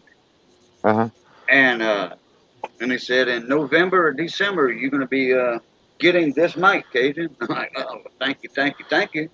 Oh yeah. It's like a $300 or $400 microphone. Dang. And you just plug it in the computer and your USB port. It's a 5-volt mic instead of a 45-volt mic. Somebody's backstage. Yeah, but Mater's not there. Mater's not there, Missy. He can't Where is put him Mater? up. Where'd Mater get to? I don't know. Huh. Oh, he had to go lean out the dock for a minute. Oh. Yeah, when I get that truck that I bought last weekend, I ordered a fuel injection conversion kit for it. I might go monkey with the carburetor. Oh, you were talking, Briggs, you were talking about that guy, your dad or your uncle, the one that mixed all that paint up? Yeah. Okay. I had and a couple of people I know know. about it. You're talking the 70s, though, Cajun. You know, it ain't gonna. They didn't have that technology like they do now. No, I'm not talking about that. I mean, when you mentioned that, it reminded me of something. There's a few people in here that saw my old 65 Chevy with that V6 in it, with them pistons that are that big around, and a 4 on the floor. Well, I didn't have a bed on it, so I built a wooden bed. I had landscape timbers. I bolted to the frame. Then I took treated 2x6s, 2x6s, and I put them on 16-inch centers, and I had a double 3/4 plywood bed on it, and then I had a piece of cypress on the back, 1x12 cypress that I hose sawed the hose out of, and I put my brake lights and turn lights on it, and the truck needed a paint job bad. So I took a pencil and I just started drawing, just making some odd shapes on the fenders, the hood, the cab, and I took Walmart spray paint, $1 a can, like 88 cents a can, way back then. This was the 80, 85, 1985, 1986, and I started spraying. I had 4 different colors, camouflage. You had the olive drab, the green, had 2 greens, olive drab, and some other color, like kind of a grayish color. And I camouflaged my truck, and then I took the clear coat. I brought it to the shop. I had it clear coated. They taped all my windows and everything, and they clear coated that. And when that truck blew that engine and I sold it, it had a perfect paint job. Oh, I painted many vehicles with Rust-Oleum paint. Type. Mine wasn't even Rust-Oleum. It was just 88 cents, unless it was Rust-Oleum for 88 cents at Walmart. But it was 88 cents spray in the little spray can. And I got to think 3 of each, and that did the job. So it cost me four times 3, 12. It cost I'm gonna say $15 for the paint and $50 for the clear coat. Ain't bad at all. Yeah, less than $100. I had a sweet looking truck. And it was just oddball camouflage, and I did that on my Dodge pickup. You can ask Missy. I did that outside right there. I had 3 colors on that one, and the top. I camouflaged the hood of my Dodge. It was a 97. That's when the Dodges had the problem. We were talking about this a while back too. The Dodges, them 4 or 5 year models, they had a problem with the paint on the hood, the clear coat, and you'd always see primer hoods They running all around. did. Dodge, Chevy, and Chrysler had that. It's All like right. Okay, I ain't finished, Briggs. And then the hood and the top of the cab that was all camouflaged, and everybody, hey, who did your paint job for you? I said, I did. Wow, I thought you brought that to the shop. I'm like, no. Dang. That's funny. We paint from the hardware store. I think it was like 2-3 gallons a can, $2-3 a can. I had a buddy of mine had an old Ford van that he couldn't afford to get painted, and you know, paint job's $3-4 for a good paint job, and he didn't add the money. And I told him how I'd paint it, and he laughed and he says, "Well, it looked better than what it is." We took a gallon of rusty metal primer, bought some paint thinner, thinned it out, ran it through utility screen, put it in the utility gun, sprayed the whole truck with the primer, and went out and bought a gallon of. He liked the red, so Regal Red, so we bought a gallon of Regal Red. Ended up buying 2 gallons of that, and sprayed it with that, and used Rust-Oleum clear coat. You know, that truck looked damn good. He had got a lot of compliments on it. It's still that color. That was about 5 There you years go. ago. I tell you what, that was one of my favorite truck right there. That '65 Chevy homemade bed, and with that V6 in it. And that truck had some power. Had some What's up, torque. Man, Shaggy? I'd pull my 21-foot boat all around. I'd pull that sucker out of the boat ramp, no problem. Put that sucker in first low gear, and that sucker just because I had some mud grips on it. Because I had my crawfish pond at that time too, so I always had grip. We had to go around them damn old levee roads and stuff. And where'd money go? Man, I don't know. I'm looking for him to come back. He's not back money, today. money, money. But it's He like was that up. truck I just bought from my neighbor. I'm not gonna.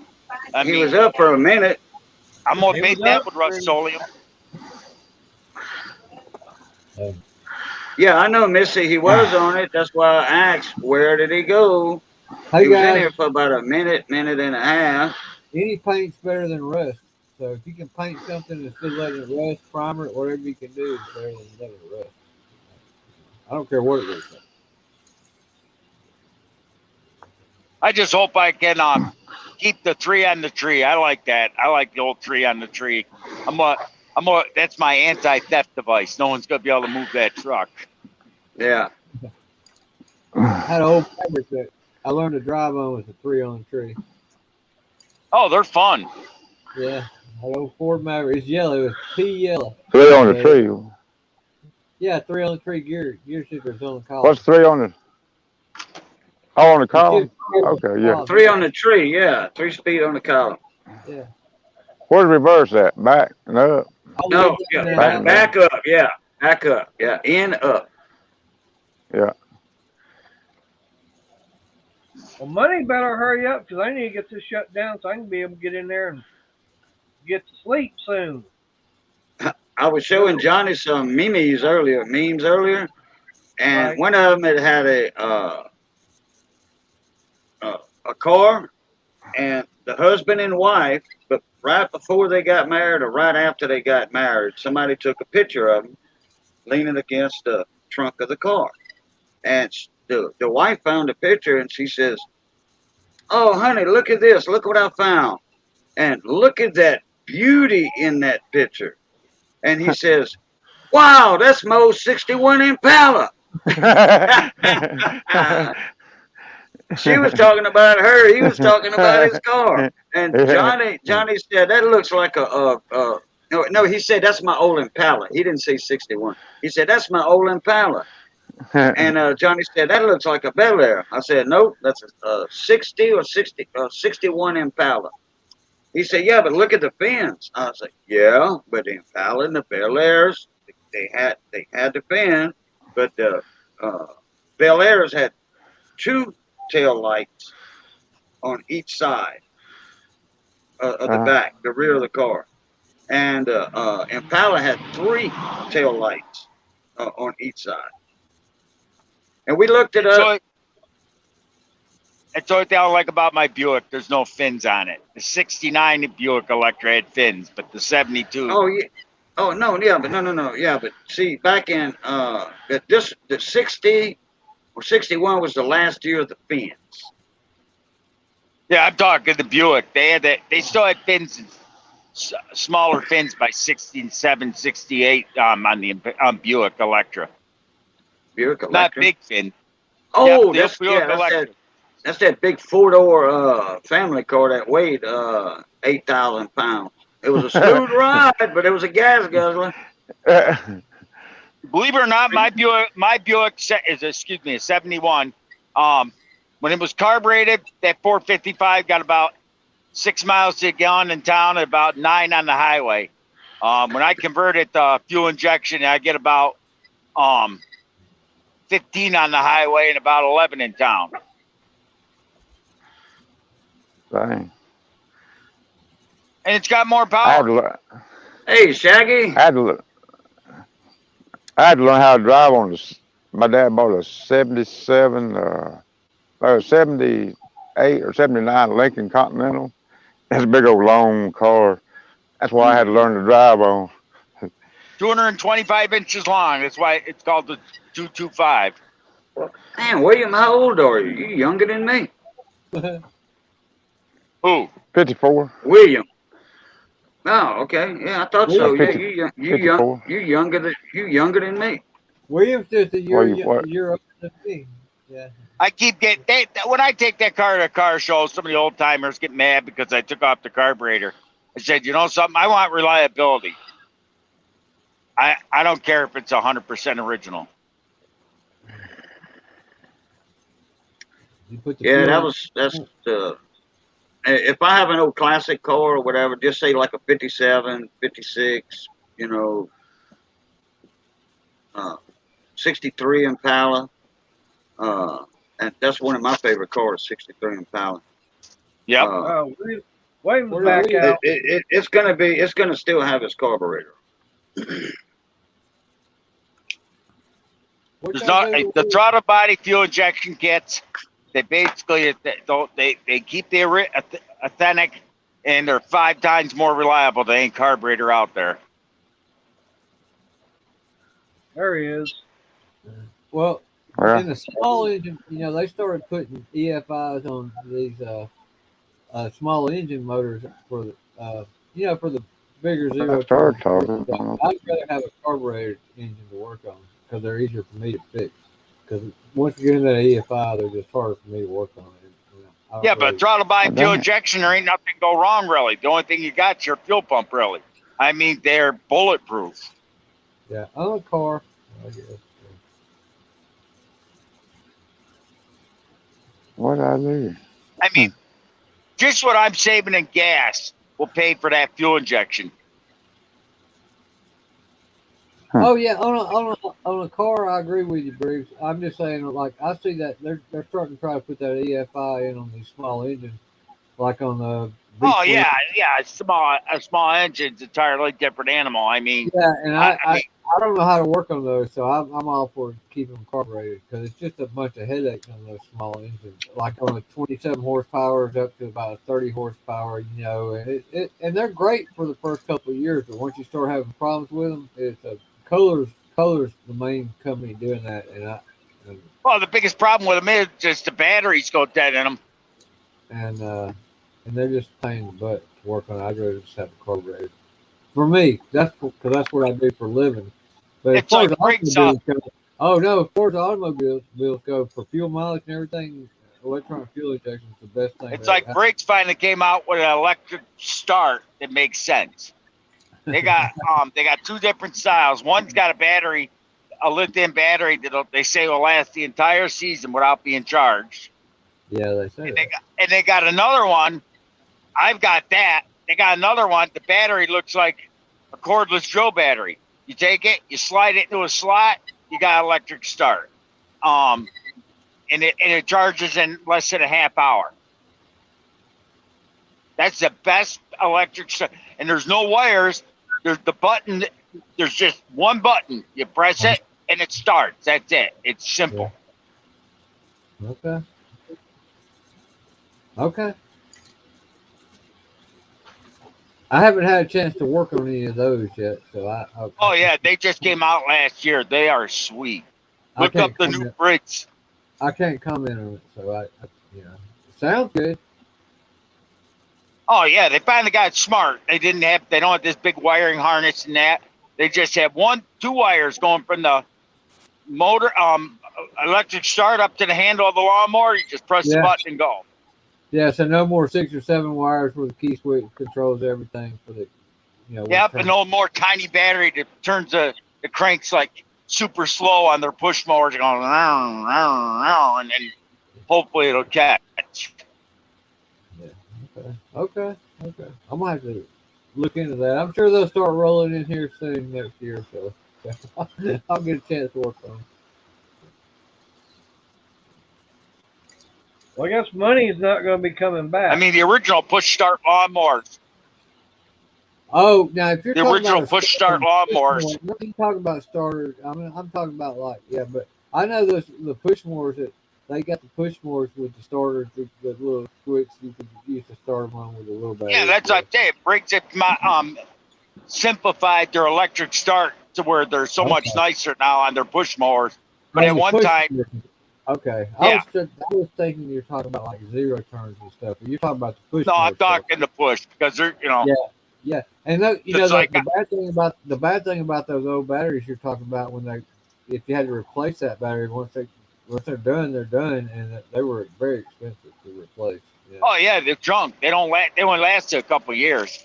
Yeah, and that's it because you couldn't do nothing with them. You can't. Yeah. Okay, I see what you're saying. Yeah. Okay. Yeah, but a lot of them older Briggs engines with the battery, electric start on them. A lot of people kept them outside too.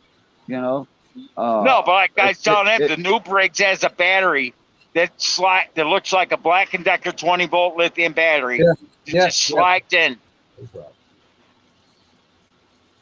He's right. And it's not the electric motor either. You talking about electric motor or electric start? No, he's not talking about electric motor. He's talking about it supplies the start of the battery. He's talking about okay. Yeah. The battery port to start the engine. You can still pull it. You can still pull a start. You can still pull a start on if you got the starter. Yeah. Oh, yeah. Yeah.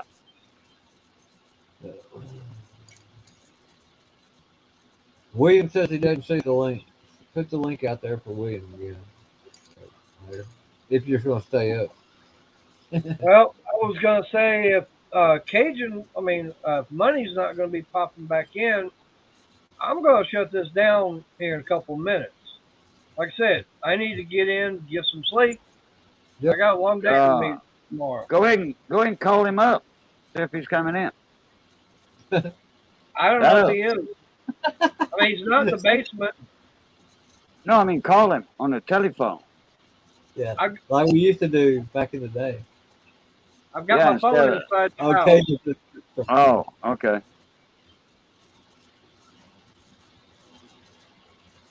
That's the thing. I've got my phone inside the house. Okay. Hang on, William. We're going to find somewhere to go. If Mater wants to shut it down, we'll go somewhere else. Yeah, somebody else start a stream for a little while. Somebody I'm not going live tonight. I said that 4 or 5 nights ago, and last night. No, not last night. Night before last, I said I wasn't going on.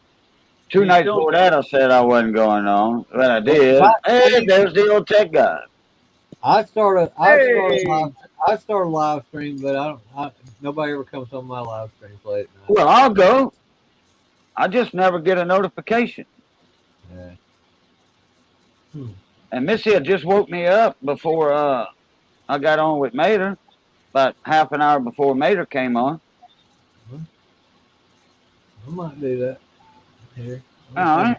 Well, go ahead and go live and, and send out some links and emails or just put it in your thing and I'll jump up in there with you.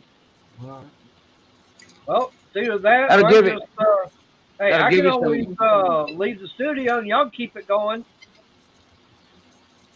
Yeah, but if somebody comes in, we can't put them in. Nobody else in here. Yeah, I know. Yeah. But hey, it gives me my watch hours.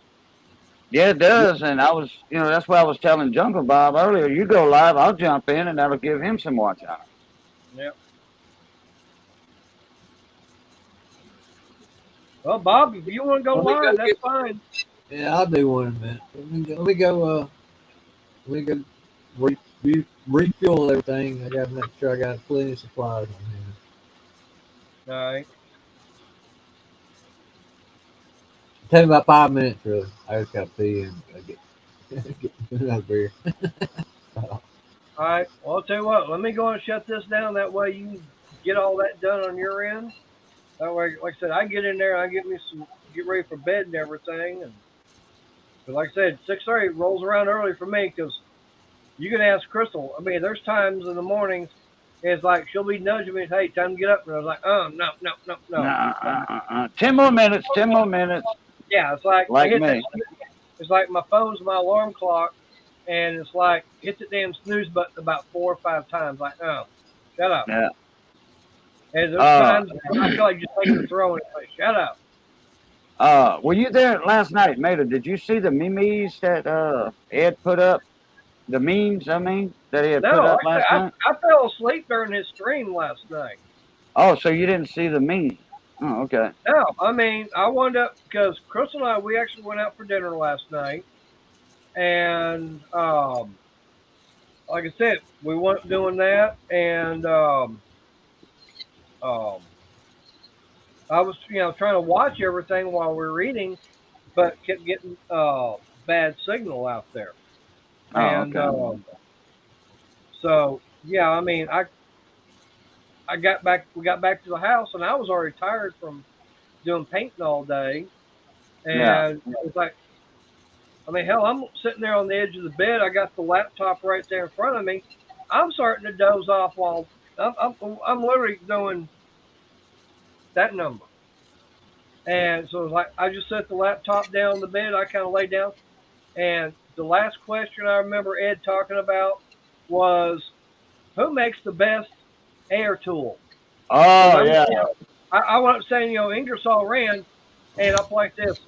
I Yeah. never heard him say doing the vote and everything, who rated the number one, air tool. It was Iowa. And, okay. And next thing I know is she's waking me up and Ed's shutting it down.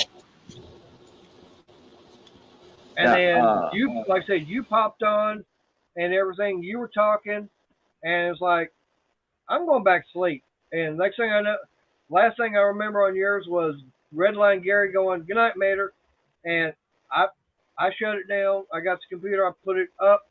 And about 5 minutes later, I was out again. Like a light. Yeah, I made a meme for him. It was I went to the meme generator and I right. found an old shot up, messed up short school bus. Like one for like a kindergarten or something. Right. Not a big long bus, a little shorter one. That was all riddled with bullet holes. The bumper was halfway leaning, cocked off of there. And I said, this is another common sight in Ed the Old Tech Guy and Jehu's daily routine. Chi-Town. Hey, now what you should have done was put on there, brand new school bus, only driven one day. Yeah, there you go. From let's see, owner Ed the Old Tech Guy, owner from Chi-Town. Yeah. Now Ed did say, no, that's not quite like it is. He didn't mention who sent the meme in. Anyway, he said, that's not quite right. He said, there's a few bullet holes missing and bloodstains. Hey, like I said, brand new, driven one day. Yeah. Yeah, there you go. Yep. It was only driven for one day in Chicago. Yeah. Let me see. School bus driver retired all of a sudden. Yeah. All right. They tried doing that to get new school buses in my town. The bus garage said they needed school buses because the oil pans kept rusting out on them, and they had to replace the oil pans like every 2 or 3 years. Yeah. Every year. I said, okay, so how is that going to be solved by buying a new bus? Because I've never heard of an oil pan rusting out in a year. Yeah. No doubt. Yeah. All right. Well, Jungle Bob's live. I just got the notification on that. So I know, Cajun, you're going over there. So going to say Yeah, might as goodbye. well. Yep, because I think everybody else is heading over that way. Huh. And yeah, I agree. The Ridgeline is not a truck. And What's that? everybody, as always, love, peace, and crackling grease. Pluta. Later. What'd you All say, right. Maynard? I said the Ridgeline is not a truck. Oh, All right. I appreciate you, Cajun, for being here. You too, Briggs. Yes, Of course, sir. everybody else been, fun panel. I had Princess Jamie, William, I had Wayne up on earlier. Of course, I had Brandon. Money tried coming in a few times, I know, but he was having internet, same way as William. And of course, everybody's, been here in chat and everything. Appreciate y'all being here. I will put like this. Yeah, Friday, I'm figuring about 7 o'clock going live, 7 o'clock Central Time to do the reveal on the $100 bill getting back from PCGS, thanks to Money Maniac. So y'all keep an eye out for the notification on that. And until then, like I say, it's God bless, and I'll see you then. Good night.